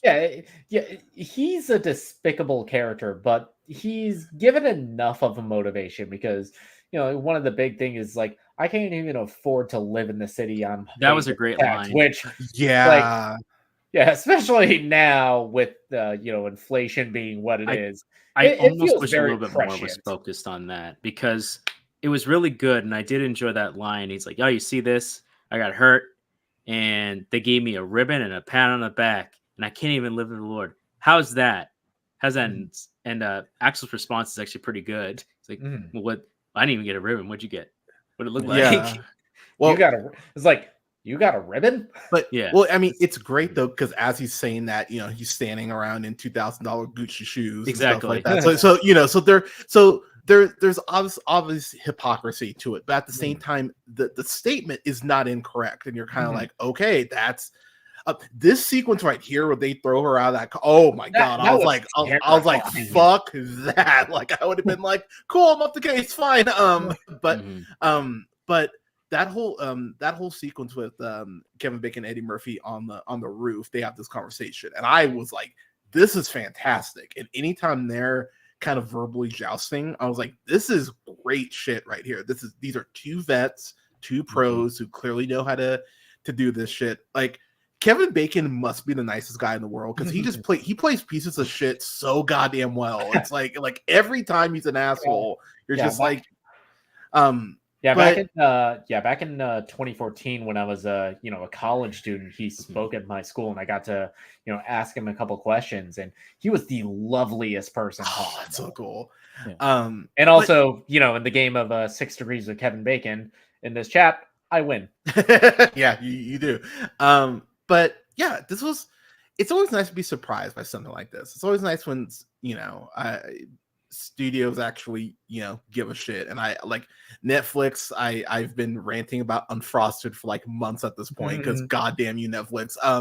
But it's always nice when they remember, like, oh yeah, we can do actual good shit and not just put stuff on the network for it to exist. So yeah, this is like check this out, people. This is a lot of fun, and it's right under 2 hours. I think it's like an hour 50, hour 55, something like that. Yep. So and it's paced pretty damn well too. It takes like 15, 20 to get going, but it's like once it kind of gets off the ramp there, it does pick up steam and really never loses it. So what will be your rating? Man, I'd go strong tune in. I'd go strong tune in on this. Yeah. Okay. Yeah, really enjoyed this. Yes. Yeah, tune in. It's all tune in. Okay. Dusk, what about you? Oh, Dusk gonna popped out there. Nick, what about you? Yeah, with any kind of legacy sequel, the best you could hope for is, something like Creed, where it pays tribute to what worked before, but while also kind of establishing its own identity. And I feel like with Beverly Hills Cop Axel F, the movie does that in spades. The movie is paying loving tribute to what worked before. It's getting Eddie Murphy to reprise a role that was one of his, awesome. that was one of his best, one of his most iconic roles ever. So it was really, if you're looking back, sold Madison Square Garden out, but this was the thing that made him a superstar. Yeah. With Axel Foley, and bringing back all those elements, with remembering what worked about the original Beverly Hills Cop, it was Eddie Murphy bouncing off of the other characters in that film, bouncing off of the two straight men with Rosewood and Taggart, and updating that to introducing Joseph Gordon-Levitt's character, who I think is really well handled, especially with the dynamic that he has with Taylor Page in this movie. But the movie, it's just fun to watch, which is the best thing you can ask for any kind of movie, especially with a buddy cop movie. And I think I said this before with, I'm trying to remember the view I said it on, but when you're making a movie, the number one job that you have is to entertain your audience. And this movie's fun as hell. I dug the hell out of this movie. I watched this yesterday while I was on duty on board the ship, and immediately when I was done, I wanted to queue it up again. And it was like, okay, what did I miss? And what did I miss watching this movie? It was like, were there jokes that I missed because I was like laughing too hard about the previous one? And with that, I can't give this anything but a high tune in. Okay. I said my nitpicks during the review. I kind of wish that, if they were going to delve into, the expectation that they had with Taggart in this movie, it was like he retired, but then he came back on the force. I wish they delved a little bit deeper into that. Yeah, agreed. And spent more time reuniting the original cast with Foley, Rosewood, and Taggart. Yeah. All right. Dusk, what about you? Final thoughts and rating. Yeah, the parts in this movie that work. The characters feel like themselves. The action scenes are few and far between. I would have liked a little bit more action because there are moments that kind of drag a bit, even with the chemistry between the characters. I would have liked a little bit more of that. I am happy to see that he's still using his famous Browning high power pistol. I'm so happy that they kept that. They still kept that consistent. A lot of cursing in this movie that actually caught me off guard, and they didn't hold back in some of the ways that he talked people down and the way he talked to some people. And I'm actually very happy for that because I felt authentic, that he's not going to curtail his way. And that's just it's kind of like, yeah, you're just gonna have to deal with it. He's not gonna change. He's gonna keep doing his cowboy stuff, and that's just the way it is. I would have liked to see more Rosewood. I would like to see more Taggart. And when we finally get it, I do appreciate it. I am happy for it. And this is a thing for me, and I know this is a new thing for Action. They've been doing it for a while. Mm-hmm. I miss the blood splatters, man. I miss the actual pop, pop, pop, pop. The digital ones just don't do anything for me. They're just like, I know you can just chroma key that in. I know you can just put that stuff in. It's not as nice. Yeah, with lower budget movies, I can excuse it a little more. Is like having practical blood squibs especially when you have to reset and do everything all over again. That takes time, so I can forgive it a little bit more there. But this movie had $150 million, man. I was about which to is say. wild that the budget's that high. The first Beverly Hills Cop, its budget was $13 million. Damn, that's that is one joke. Just real quick before you give your rating, I loved how in like the first Beverly Hills Cop, it was like the hotel was like $230 a night, and now it's like $965 a night, and he just is like, it's like at this point, it's like, fuck it, I'm too tired. I'm not even gonna fight that. Yeah. The I think screenshots. They did a trailer, guys. They did a great one where they talked about the original Beverly Hills, and it brought up that whole price. He's like, he's staying silent because it's a reasonable price, right? And it's like, no. Back in the 80s, $200 something was like, I'm sorry, what now? But despite all that, some of the issues I might have with it, some of the pacing, I would have liked to see more of certain characters. I would have liked an actual resolution with Jason Gordon-Levitt's character, especially how he's handled at the end and what he does. I would have liked some resolution because they bring up some stuff. I would like some resolution with him and his daughter, especially the back and forth they have. But despite all that, I think this is a strong tune-in movie. It didn't screw it up like I thought they would, and I'm very happy for that. I can't tell you how happy I am when they don't screw something up, and especially for a directional debut. Yeah, that's the most impressive thing about this. That this is a directorial debut, and especially when you have a lead like Eddie Murphy with a character like Axel, there's the possibility that a lot of the golden moments are improv, but having a director is like vital to like knowing when to cut, knowing when to like sit on a joke, knowing when to, okay, this is getting old, you need to cut now. Something that Melissa McCarthy can learn from. Well, yeah, you're not wrong. So yeah, I would also give it a tune in as well. Had a good time watching it. You get to go back and watch the rest of the franchise of Beverly Hills Cop there. Works on many levels. Always good to see a good movie here, and especially a movie like a legacy sequel, and it looks like the actual actors returning are having a great time, having fun again with these roles. So yeah, very much enjoyed it. And I give it a tune in as well. So tune ins all around for Beverly Hills Cop, Axel F. Yeah, so we got one last review, and then we're going to do a trailer reaction, and then best of, worst of so far this year, 2024. All right. So, Nick, Dusk, and Hunter, you guys saw Despicable Me 4. Let me get your thoughts on. Sorry. I'm going back on therapy, and whenever I get a little bit angry about something, I'm trying to remember the exercises. Like, think about the things you're grateful for. Gotta get that app that Mother's Milk has, and the boys. that mindfulness app. It's like, yeah, move forward with mindfulness. Oh, I thought you were gonna say banana or something. Banana. Yeah. But yeah. I did not see this movie, but these guys Twitter. Yeah, so I was busy. I saw some other movies. Yeah, busy my head. You're like, no, thank you. So without giving too many details, Josh, what's your job again? Well, I do a lot of things. I do the show. I do multiple shows actually a week. Friday, Saturday, Sunday, Monday, sometimes Wednesday, reviewing multiple. Motherfucker, you know what I mean. To be fair, Nick, he does basically everything. Yeah.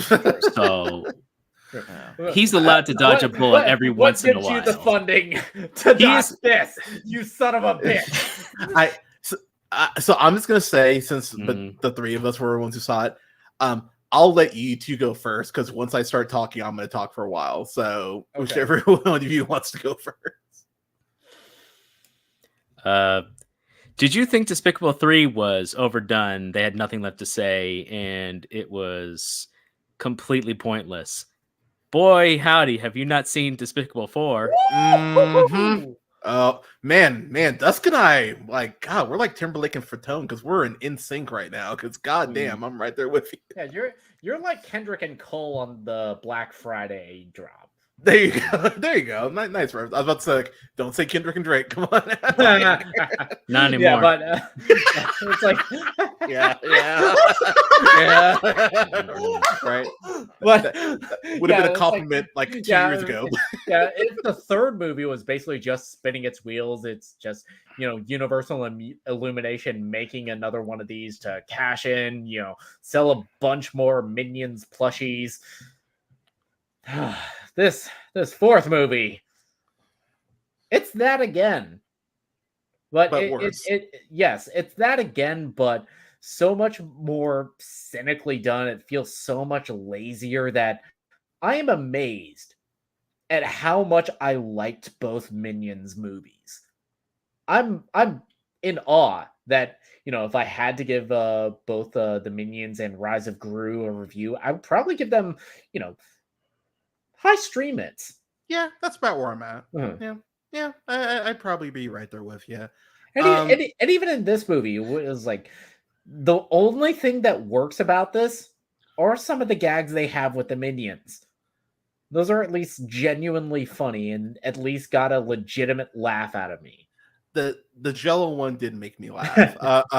So I saw this in 3D, which I will admit did help. Why did you waste your money? Oh, well, I mean, free movie credit. So I was like, plus the next screening was like at 11, and I was like, I'm not missing Maxxxine for Despicable Me 4. So, so I saw this at 9:20 in the morning. Like I'm a fucking trooper. I saw this early. Here's the thing. Gru has the three kids, Agnes, Margot, and Lucy. Edith. That's right. Lucy's the wife.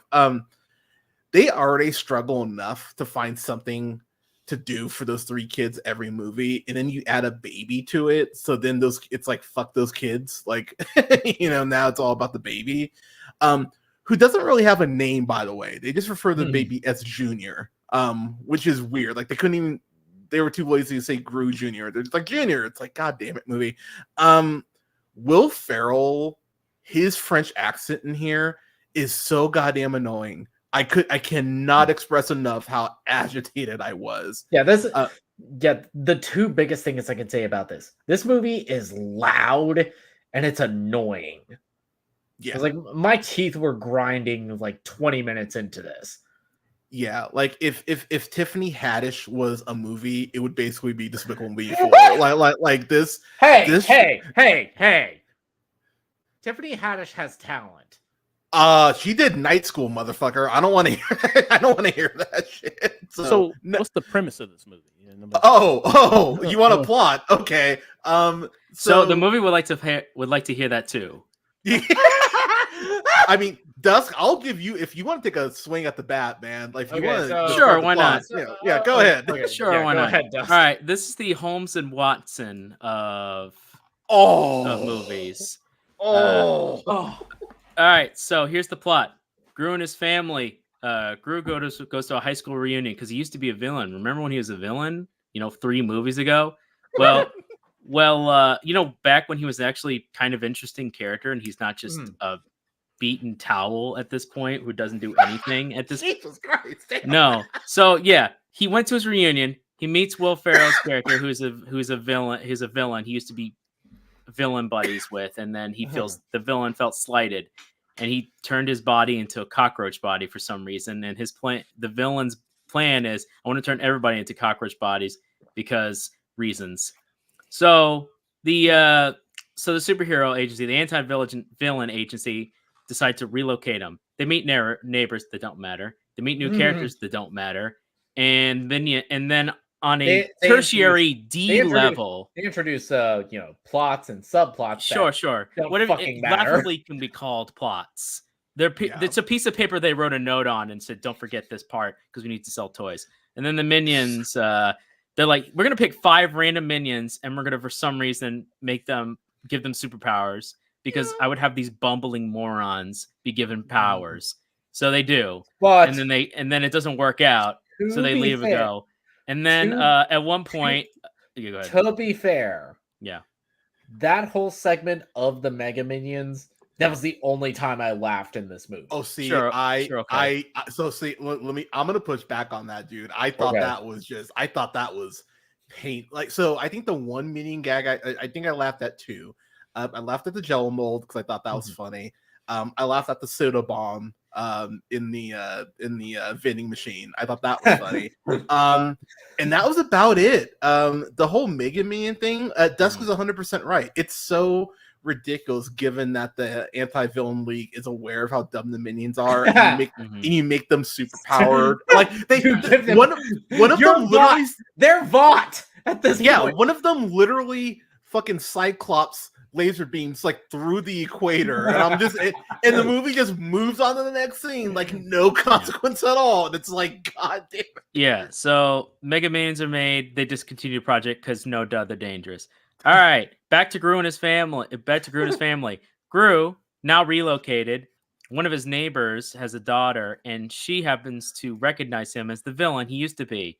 And for some reason, she's like, "I'm going to expose you and you and your family if you don't help me," because I'm a big fan, by the way.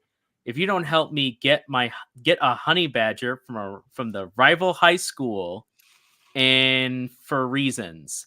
And he's like, "Okay, I'll do it." And then he does it.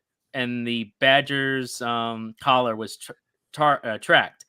So Will Ferrell has a buddy who tracks the collar, and then they find him, and then they steal his son, and then they turn his son into a cockroach, and then the cockroach fights Gru because he and his son don't get along, and then they do because he has a speech to his son that the speech decides to turn on the villain, and then they fight, and then they squish the villain, and then his kid gets turned back to normal. And then at the very end, he and the villain guy, he and Will Ferrell make up, and so they sing "Everybody Wants to Rule the World" at the AVL prison, who reveals all the villains for all the previous movies. And then the movie just stops. You get cameos by all the villains, and the movie just cuts off. So Dusk left out one very important thing, is that Dr. Nefario literally shows up for 10 seconds to cure his kid. Yes, pretty much. He shows up literally there for a 10-second cameo. Who is played by Jonathan Ramesh Ranganathan. Hey, it's a paycheck. Who is taking over from Russell Brand, who wonder why. Rightfully so. Yeah, like it's so funny though, because it's literally 10 seconds. Like, you don't they don't mention Dr. Nefario. No. He's not like referenced. There's no picture on the wall. He just shows up, injects the kid, phrasing, and then goes, "All right, goodbye," and then just pieces out. Yep. You never as quickly as he came, he disappears. Literally blink and you'll miss him. Doesn't matter. It doesn't matter. What did Lucy do? What did Margot do? What did Edith do? What did Agnes do? Oh, we don't have time for any of that, guys, because we have Stephen Colbert as Perry Prescott and Chloe Fineman as Patsy Prescott. You know, those new wonderful characters we want to introduce. We have Stephen Coogan as Silence Ramsbottom, the retired director of the Anti-Villain League. We have Pierre Coffin as one of the, we have Principal Uberschmidt as Chris Renaud. We have John DiMaggio. We have all these great people. We have what about Joey King, Poppy Prescott? Y'all love Poppy, even though she wants to be a villain and gives a backstory for no reason to why she wants to be a villain. I can't imagine how you've missed out on all these opportunities in the story we just told you. So here's the thing to piggyback off of Dusk. This is just lazy. And it's just like lazy at every fucking turn. Like, I didn't recognize it was Colbert until very late in the game. And I was like, wow, dude, this is an uninspired voice performance from you. Like, I was telling I actually made a Facebook post about it earlier. I was like, I could name 30 kids films I would recommend to your kid before Despicable Me 4, and I literally listed I think 42 without Googling or Netflixing, just off the top of my head. I could close my eyes and do like 50. Yeah, like it's not hard. But one of the ones that he was in that I would highly recommend if you haven't seen is Monsters vs. Aliens. That's a great animated film, and Colt Bear is actually he was the president. Yeah, and it's actually a pretty funny vocal performance. Will Ferrell, I know we mentioned him. Man, y'all, like I'm as big of a Will Ferrell fan. We all love Will Ferrell. You don't have to defend that. We all love Will Ferrell. He's a classic guy. But and he's this guy right here, right? Yeah, and like he's slumming it. Oh yeah, dude, he's slumming it like a motherfucker. It's such a lazy and just over the top vocal performance that it was like listening to Holmes and Watson again. Yeah, and that is one of the worst film theater experiences I've had in my life. I fucking hate Holmes and Watson. But watching this, I was just like, this is that kicking and screaming Will Ferrell, that Will Ferrell. I'm just like, dude, you just don't. This is that semi-pro Will Ferrell. Yeah, we're just like, damn, you are just not.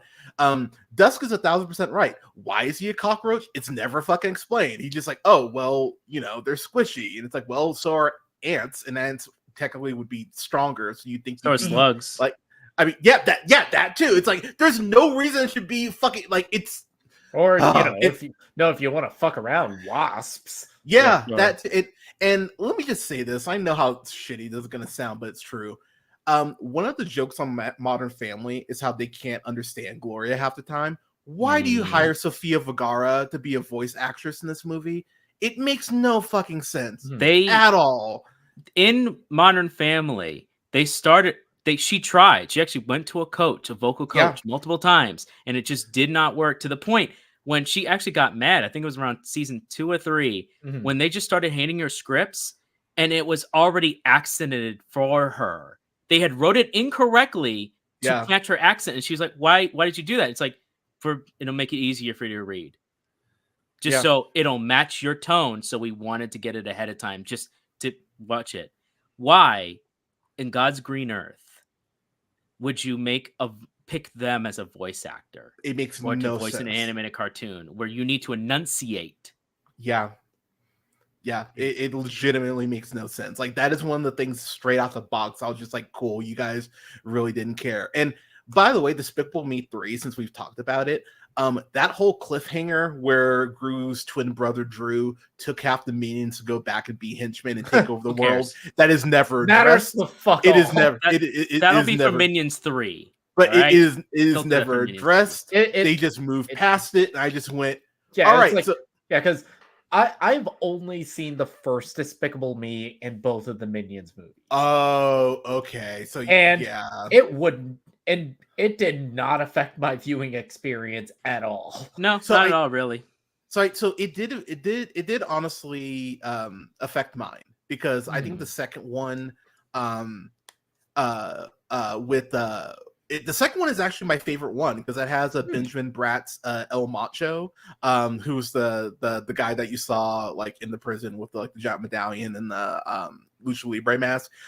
He's great because he's straight up like I'm a villain. I love being a villain. There's very few things that I actually love more than being a villain. And it's like, okay, this guy sucks, but he knows he sucks. Like, that's awesome. Give me more of that. And this shit, and it's actually very endearing to watch Lucy and Gru, their relationship in the second one, because it is actually very cute. But at this point, it's just like, man, it just feels like they've got nothing at this point. And I was talking to Nick off mic about it, because one of the things that's so frustrating is Ultraman Rising, which is a Netflix original film that just came out like 2 weeks ago. That's my number 2 current favorite film of the year. I fucking love Ultraman Rising. You should care more about kids and like, and I'm going to be real, and a lot of people are going to want to hear this. No other genre gets the rope the minions turn into a Fantastic Four in this or something? Yes. Yeah. Okay. Yeah. Exactly, Josh. Yeah, Josh, aren't you saying you couldn't see it? But no other medium gets the rope that animation does in the It sense gets a of pass. exactly. It's like, Yeah, but it's for like kids. it's for kids, and I agree with you. It's like kids deserve better Yeah, than because this bullshit. Because there is better, and you know, and what you're saying by doing that is you're being condescending as fuck because you're saying that animation doesn't matter. That's really what you're saying, because Yeah, you're like, oh, yeah, you're giving people like fucking Amy Schumer the legs to just say, I don't really fuck with animation. It's just some dumb shit for kids. yeah, like, which fuck you, Amy Schumer. Yeah. Two. Two. Yeah, two. Animation is such a beautiful medium. You can do so much with it. Like, look at movies like Inside Out 2, which is in my best of the year list. Movies like Spider-Verse, like Puss in Boots: The Last Wish, like Ron's Gone Wrong, like the films of Laika, like fucking Aardman animation, box trolls, literally Studio Kubo, Ghibli. 2 Strings. Yeah, like Missing you Link. just say Studio Ghibli and go like, Studio yeah, Ghibli, Missing Link is great. Yeah, that's a great it was really one. underrepresented. It didn't do well in marketing, but it's a great film. Yeah, I mean, but the genre of animation is wide and vibrant and covers many genres and is for adults and it. Actually, Ultraman Rising reminded me a lot of what came out many years ago. Was when they did the CGI Astro Boy movie. Yes, that's that was exactly actually what I very compare good. it to. Does, god damn it does. What is happening tonight? Yeah, dude, I agree. And Ron's Gone Wrong is a prime example. You mentioned Kubo in the 2 Strings. Something that I brought up, obviously, I brought up some like Kiki's Delivery. Studio Ghibli literally proves that animation is fucking important. Like, you could literally just take their films in the conversation there. But when I see stuff on streaming, like this, it's so frustrating because your kids do deserve better than this. Like, we raved about X-Men 97 and how amazing that is. Fucking Moon Girl and Devil Dinosaur is one of the best shows in the last couple years, and that's animated. It's so frustrating though to see a studio that has all these resources. Someone had the nerve, and I had to point this out because they're like, "Well, come on, Hunter, this is like the 6th one, if you count, the Minions films too." So A, there's that, but B, Puss in Boots: The Last Wish, that's the 6th Shrek film. The original Puss in Boots, that's the 5th, and both of those are excellent. So it's like, I don't want to hear that shit. It's like, if you have a script, it's like, what's the best Fast and Furious movie? It's the 5th one. Yeah. So it's so I don't want to hear that excuse. Like, your kids really deserve better than this. So I mean, I'll go to my rating first because fuck it. Man, I actually, this scene was great because like he just catches it and he just beats it. Yeah, that made me laugh. like that. That's how I felt the writers. I was like, but what I'll say is, I kept going back and forth, and I was like, man, is there any reason for me to not give this a waste of fucking film? And I was like, well, there's stuff I hate more this year. Like, I hate Rebel Moon more. I hate Unfrosted more. But one of my biggest pet peeves outside of bad comic book films, The Crow, I'll see you in about a month, is bad animation, bad kids films. I really hate bad kids films. I still remember watching Mars Needs Moms and going like, wow, Disney, like someone needs to be shot out of a cannon for this shit. Like, you should be ashamed of yourselves for putting this out. And that's how I feel about Illumination at this point. Like, I understand the Minions make money, and unfortunately, at the end of the day, as much as me, Dusk, Nick, and I don't like this will probably make 800 million by the time its theatrical run is done. Moana 2 comes out this year, right? Yeah, it does. Okay, that'll outgross it, especially if like it's even a little bit good. I mean, what did the last Despicable Me make? anybody know? they've all been running. Minions made a billion. They both made like $1 billion. Like Bruh, Rise of Gru started a meme. Started like Gentle Minions. Despicable Me 3, $1.035 billion there. The Minions movies also did really well. The Minions, The Rise of Gru, $939.4 million. Yeah. So that's why they keep making these. And I like that movie way more than I like this. Oh, I do too. But there is definitely that point of one of my other friends, Nick, actually messaged me. He's like, dude, I like Despicable Me, but now I'm kind of like, man, if I knew the road we were going down by liking that. And it's like it does kind of make you have that conversation with yourself of, man, if they'd stopped at 3 or stopped even at 2, you know, then this would be a different conversation that we're having. But Steve Carell, like, once he didn't get that Oscar for Foxcatcher, it was like, fuck it, let me get paid, you know. So but even talking about the stuff I like, that's a 10-minute, 15-minute at tops YouTube upload that you can find, you know. This is a waste of fucking film. Like, this just bothers me. And like, the more I've been thinking on it, I saw this at 9, it's 8 now. The more I've been talking to people about it, because I had multiple friends with kids hit me up and be like, oh, dude, is it really that bad? I'm like, I would tell you to watch Ultraman. Like, Flushed Away is on Netflix right now. You can watch that at home and not have to pay, you know. Kung Fu Panda 4 is on Peacock right now. Yeah, I haven't seen it yet. And as much of a problem as I have with that movie, movie is watchable. It's watchable. That's the best way I put it. At least that one's watchable. Is it good? No. But is it watchable? Yeah. I mean, I'd imagine at least some of the action stuff would at least you could skip. Story's not great, but the action's good. Okay, so see, there you go. Like, I just there aren't enough gags in here or action for me to even tell you that's worth going to a theater to see. Like, there's watch Monsters vs. Aliens, watch Flushed Away, watch that new Adam Sandler movie that he did about the turtle that I'm totally blanking on. That one's great. There's such better stuff that you can watch at home, and you can I know you can DoorDash popcorn from movie theaters now. So you could spend like $20 DoorDashing popcorn and save yourself the gas and the movie tickets and all that shit. You can just, buy popcorn at a grocery store and like hit 2 minutes on your microwave. Theater popcorn hits different, man. But yeah, this is a waste of fucking film. Like, I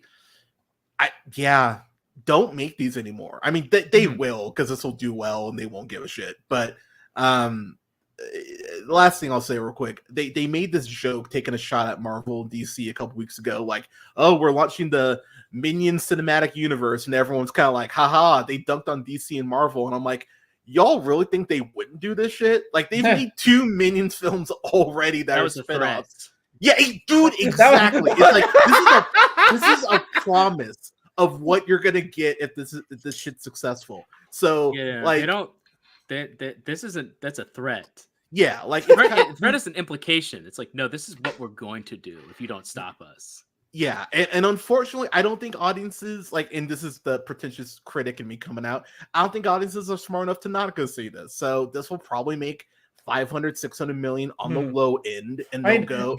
Every fucking Jurassic World movie made $1 billion. Exactly. Audiences are fucking idiots. So right now, Despicable Me 4 is tracking for $112 million 5-day opening weekend. Here. Now, is that just domestic, or I think that's just domestic here. Oh, perfect. Excuse me. Hold a second. So you can probably add another 100 million for international, so that'll probably put it around 225, 250, which I can guarantee you they'd be happy with. So yeah, we'll probably get Despicable Me 5. So audiences, thank you. I used a free movie credit, by the way, so don't try to throw me spending money on this. It says right here, so Despicable Me 4 did 20.4 million on July 4th. Which is 20% over what Minions Rise of Gru did on its July 4th back in 2022, which was 16 million. Oh So, man, yeah. we're doomed, y'all. And Like, it's we are. also 61% over Despicable Me 3's July 4th, which Great. was 12.7 million. God damn it. Yeah, So, we are doomed, people. But yeah, this is a waste of. Yeah, excuse me while I commit seppuku real quick.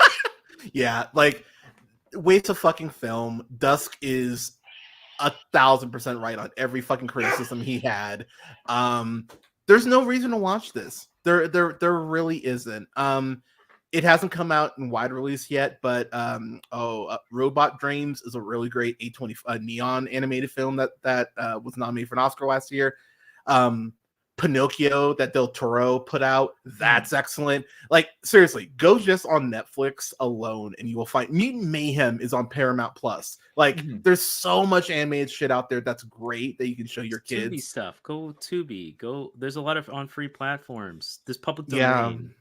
Yeah, just don't watch this. Like, this will end up on Peacock eventually. So if you have to see, if your kids are like, we need to watch it, just wait for Peacock. Yeah, with this movie, and I'll give my review right now. It's like, this is a waste of fucking film.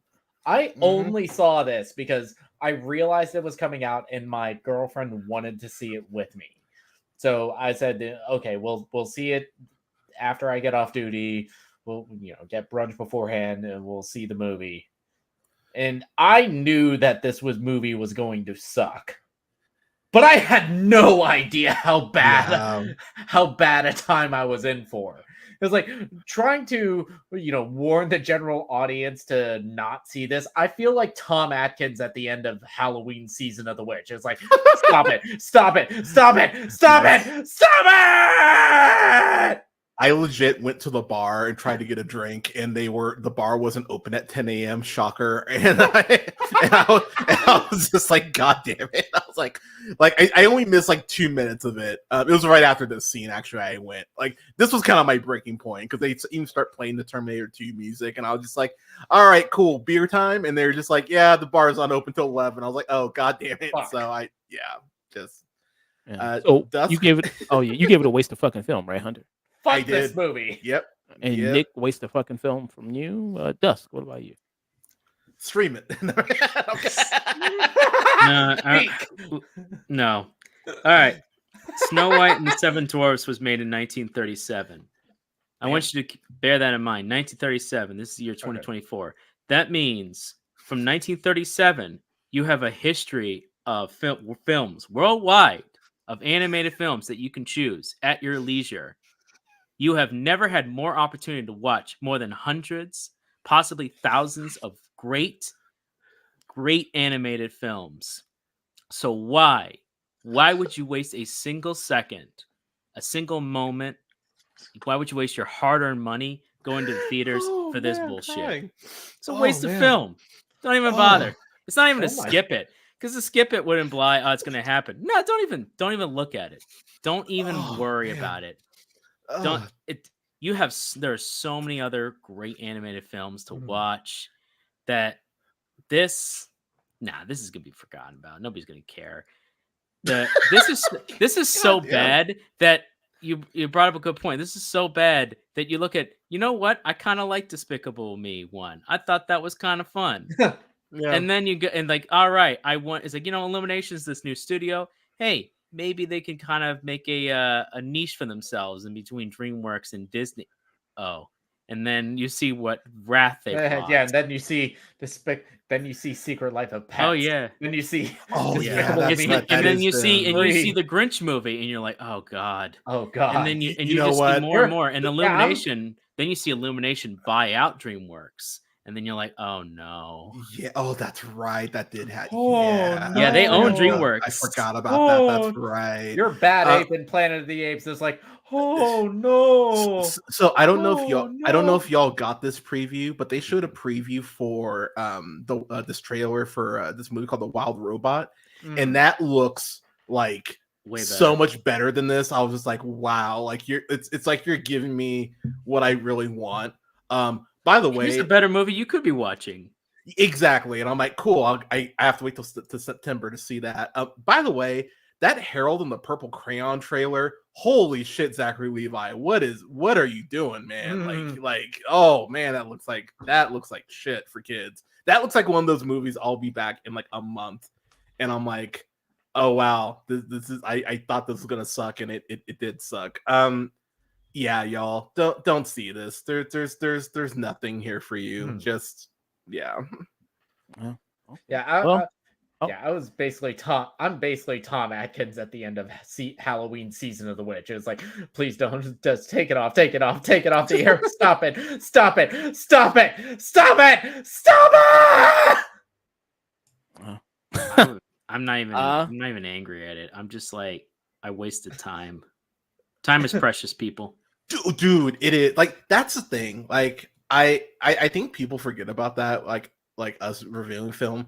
Wasting your money is one thing. Wasting your time is where it's so frustrating. If this had made me feel like I wasted money, this would have been a skip it. This made me feel like I wasted my time. That's a wasted film. Yeah, I just watched that movie Thelma, which is great, by the way. Go watch an old woman chase down the guy who stole her money. Go watch that. Yes, that's more entertaining. Yeah, 92 minutes in and out the theater. I was like, damn, oh, this is great. Yeah. Don't watch this, people. Just go. You got Netflix. Go watch Ultraman. Yes, watch Ultraman Rising. You got Netflix. Go watch Astro Boy from 2006 or 4. Yep. Go watch what's the Ron's Gone Wrong. Ron's Gone Wrong. Yeah. Go watch the what was the Sony one? Cloudy and Meatballs, but it was also the Mitchells. Go watch the Mitchells. Mitchells vs. Machines. You got Paramount. Watch fucking Mutant Mayhem. You got Mutant Mayhem. Go watch Kubo in the 2 strings. Go watch anything from Leica. Go watch Coraline for like the 4th or 5th time. I don't care. Yeah. Go watch anything. Anything. There's so many great films of animation. It's not even inclusive to just CGI, 2D, stop motion. Go watch Aardman stuff like it's like the Pirates one. Go watch Flesh Away. Pirates one doesn't get talked about enough. That was a great film. Go watch any of their stuff. Go watch Wallace and Gromit. Go watch anything. Shaun the Sheep is fun. Watch the first Hoodwinked. That's fun. Sure. Yeah. There's so many options. People just don't. 1937 and on. You have plenty of options. Yeah. It's when Josh, you put it in perspectives like that, you have 1937 on, and that's just the United States. Yeah. You have plenty of options. Yeah. I would watch 3 episodes of Garfield and Friends and feel very happy with my choice than ever watch it again. Like, between this and Garfield, fucking. I have not seen Garfield, and I'm terrified to see Garfield. I know that's gonna hurt me. Your time. I have to. Yeah. Yeah. Well, you're lucky, Josh. Despicable Me 4 there. Out in theaters right now. Box office currently, so it's on a budget of $100 million. Don't. It's gonna be profitable, man. Yeah. Box office right now is 73.7. Yeah. Don't. It's just gonna make me mad. It's gonna make money. It won't make all the money. It won't make all the money they're hoping for, but it'll make enough money. Exactly. It will make enough for them to warrant another one, which is unfortunate. So Despicable Me 4. All right, moving on to this trailer reaction, and then maybe do best of worst of, and then raid somebody after this. Viper Fox is on playing Tekken 8 right now. Hey. I'm sure she's losing. Take that. I mean, she tries. Women can't fight.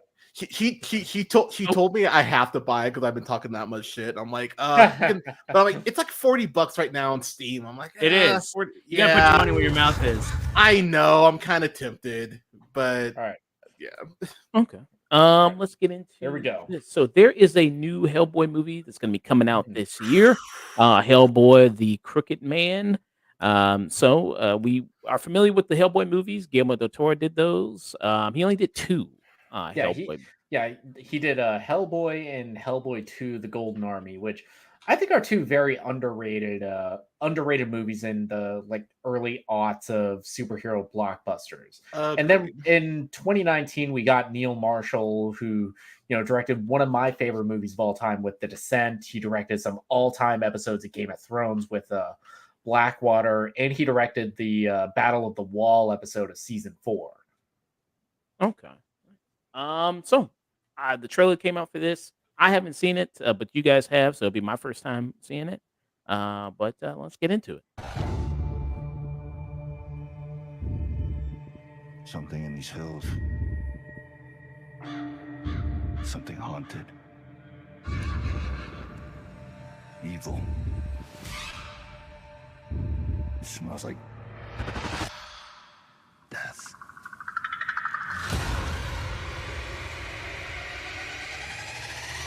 How do you know that? Dark things called dark things. I heard tales about him all my life. Most just called him the Crooked Man.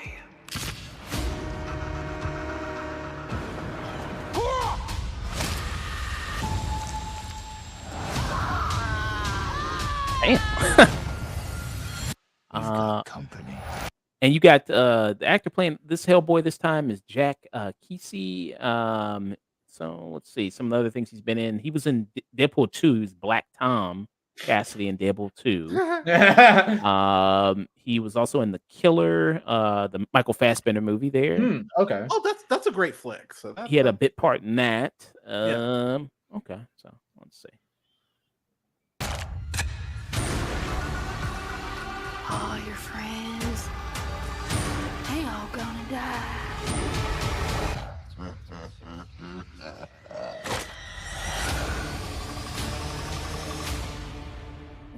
Short kind of trailer there. What do you guys think about Hellboy, the Crooked Man? What do you think? I mean, I don't know about you guys, but I'm so glad to see Tubi picking up original movies again.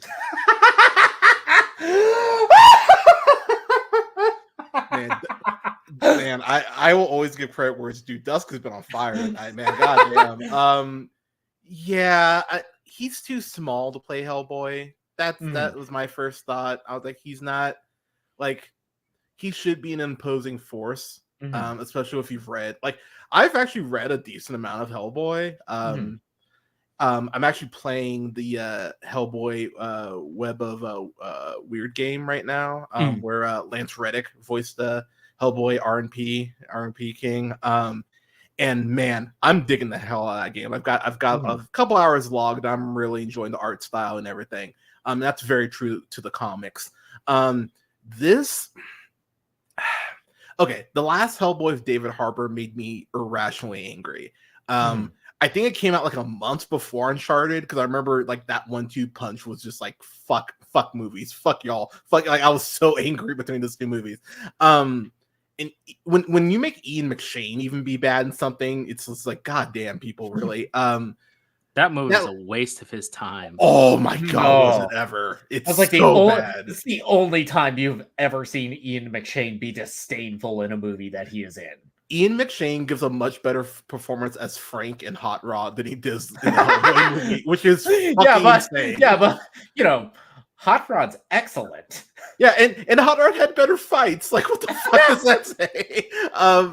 But this is just, it looks like, does kind of hit the nail on the head. It looks very much like a 2B movie. Now, with that said, maybe it surprises us. Maybe yeah, and I like the idea of taking this character and bringing him more back into his horror roots. I like the idea of having to, you know, have a much more of a mystery-driven film. It was like go into straight-up horror, which Hellboy in the comics really delves into.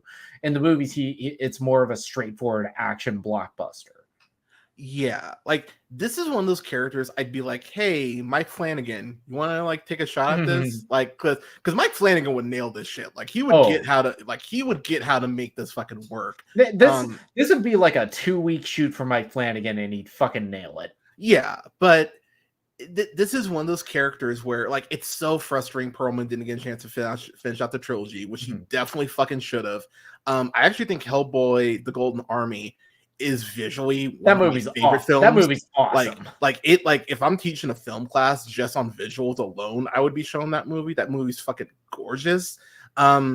This just this looks very bare bones. Like, I'm sure the budget's not, great on this, but maybe the people involved, maybe they know enough about the character to at least write a decent script and maybe surprise us. That's the that's the optimist in me, hoping that maybe, there's that. But this, my hopes are not high for this, is what I will say. It's like kind of a sci-fi kind of original type movie there that you see on the kind of network there. Yeah, and then comparing it to, so this is Hellboy. This is a trailer for Hellboy from 2004. This is the Guillermo del Toro movie there, where you had Ron Perlman playing Hellboy. And I mean, they've talked to Ron Perlman about, hey, what about doing a third one? He's like, man, I'm just too old. I don't want to put on the makeup and do all that, and I can't just do it anymore. And Ron Perlman's in his 70s now, I think. Yeah. What's the fucker from Reacher? Alan Richardson. He could do it. He's big enough. He could do that, and he's charismatic. He'd be a good Hellboy. Yeah. And then we did also have a recent Hellboy movie that came out about several years ago, which was Hellboy 2019, and it had David Harbour, who has expressed great regret from doing that film. I liked him as Hellboy. I thought he was good as Hellboy. I just think the movie around him wasn't really all that strong.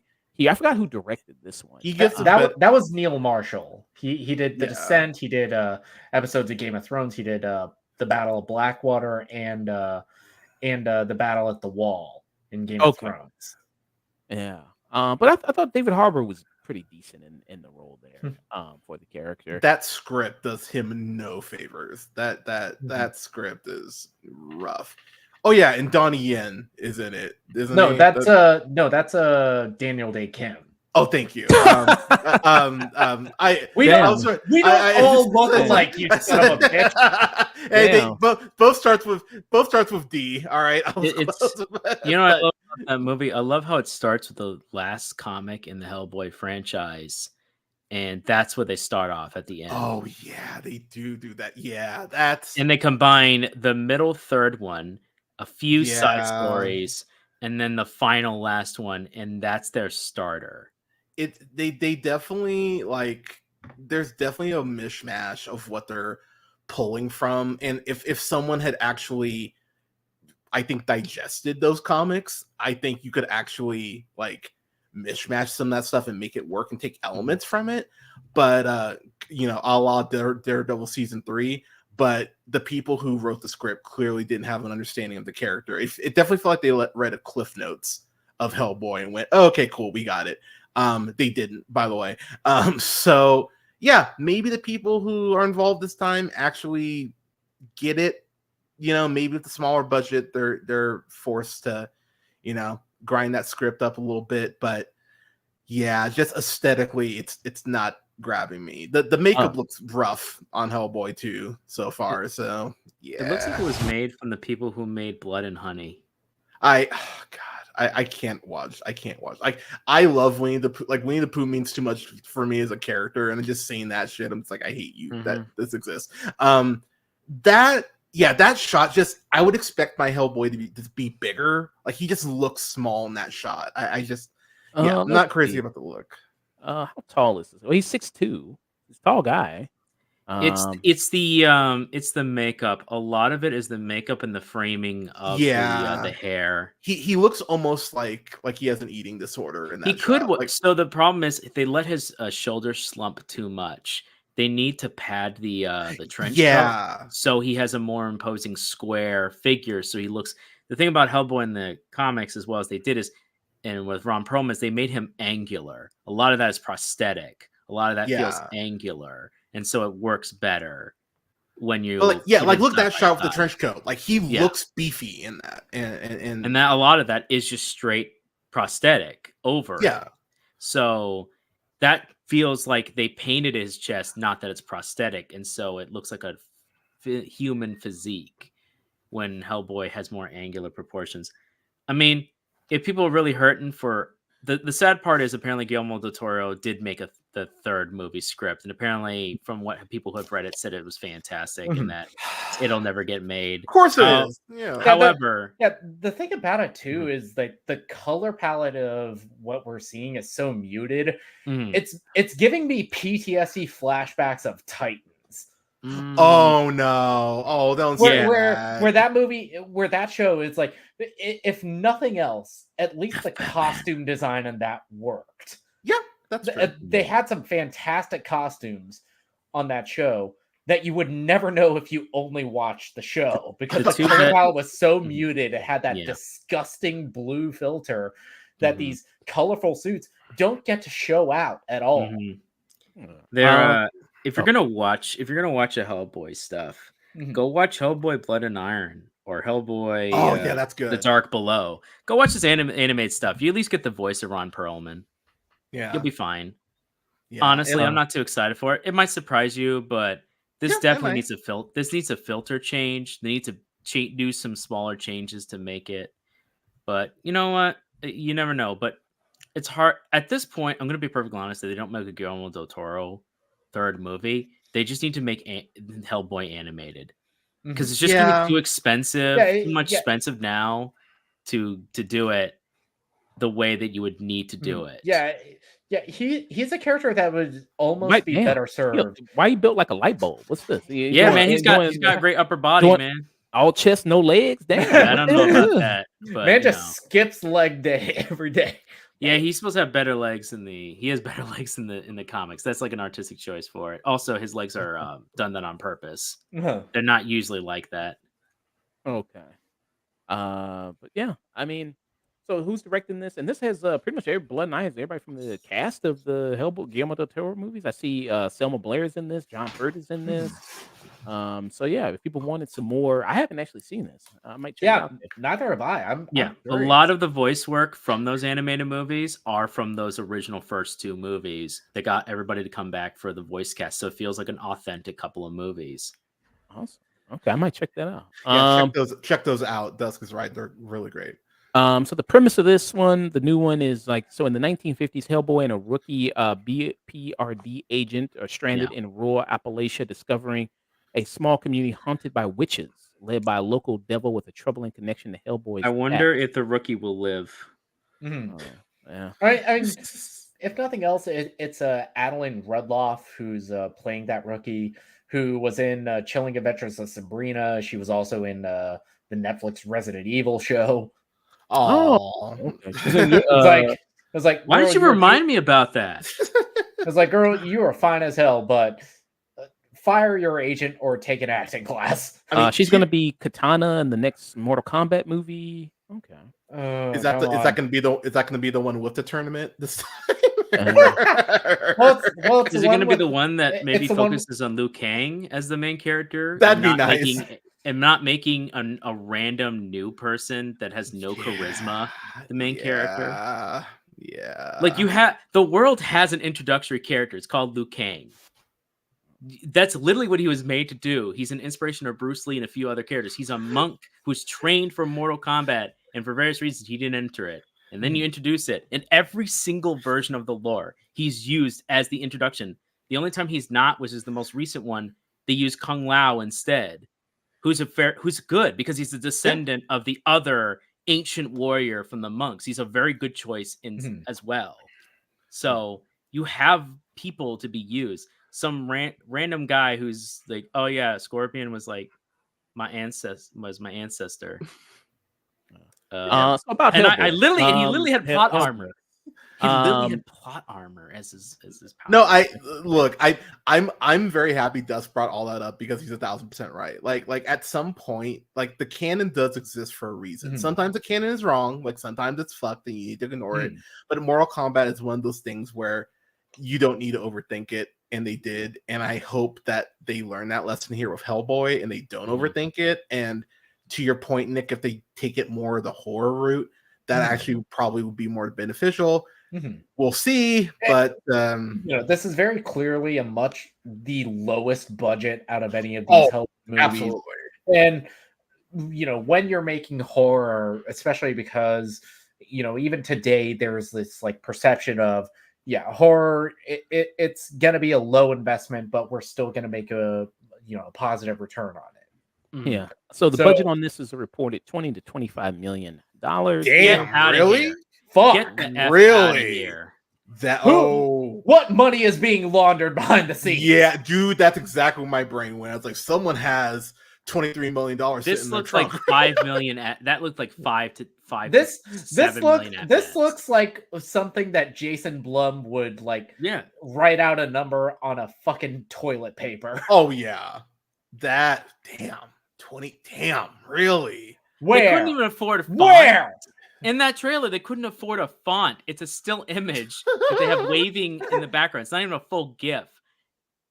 Why have the train be CGI? Why not just film a train, a real train? Trains exist.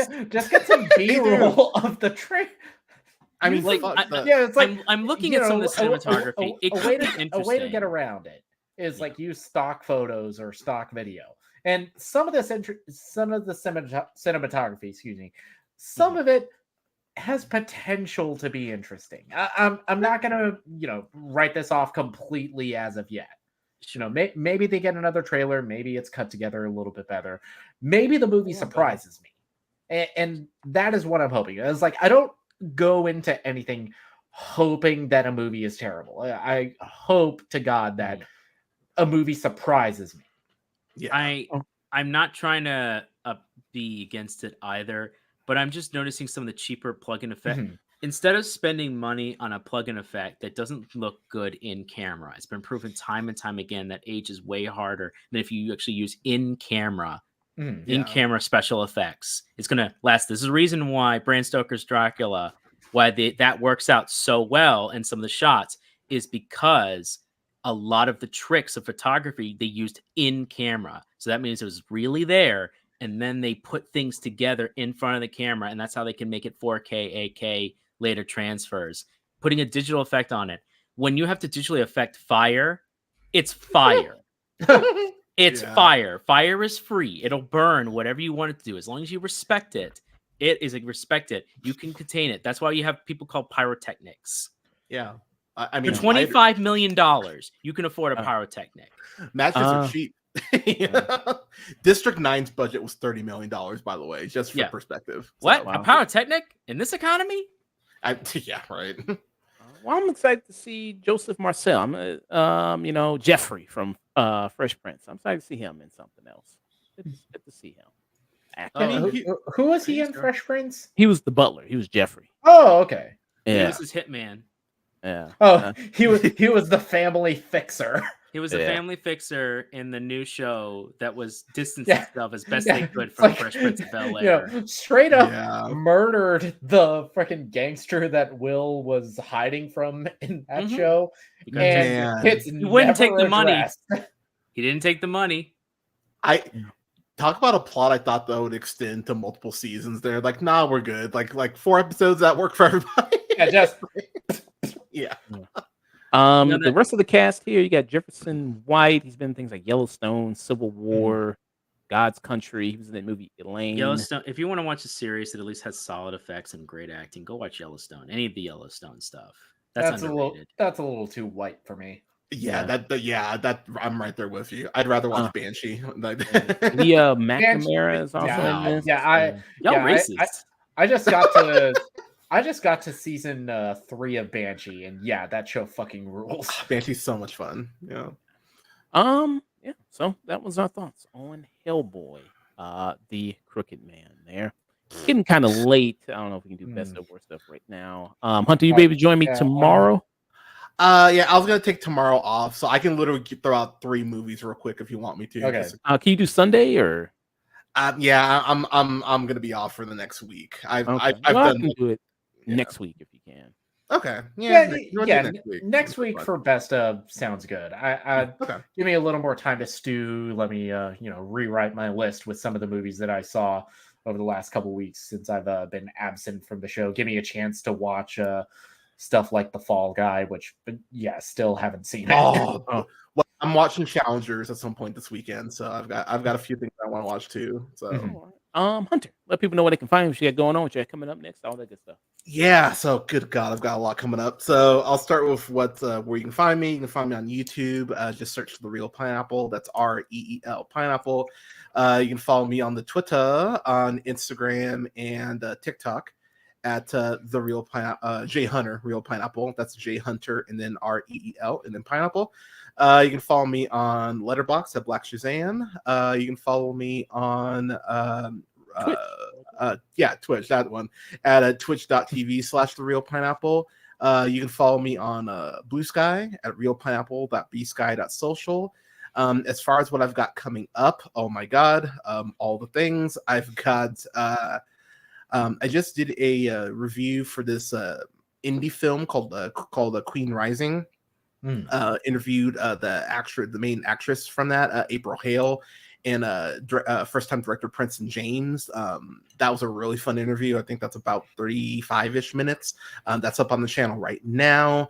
I've got a review coming up for this film called Goldilocks and the Two Bears. That was this really good indie flick.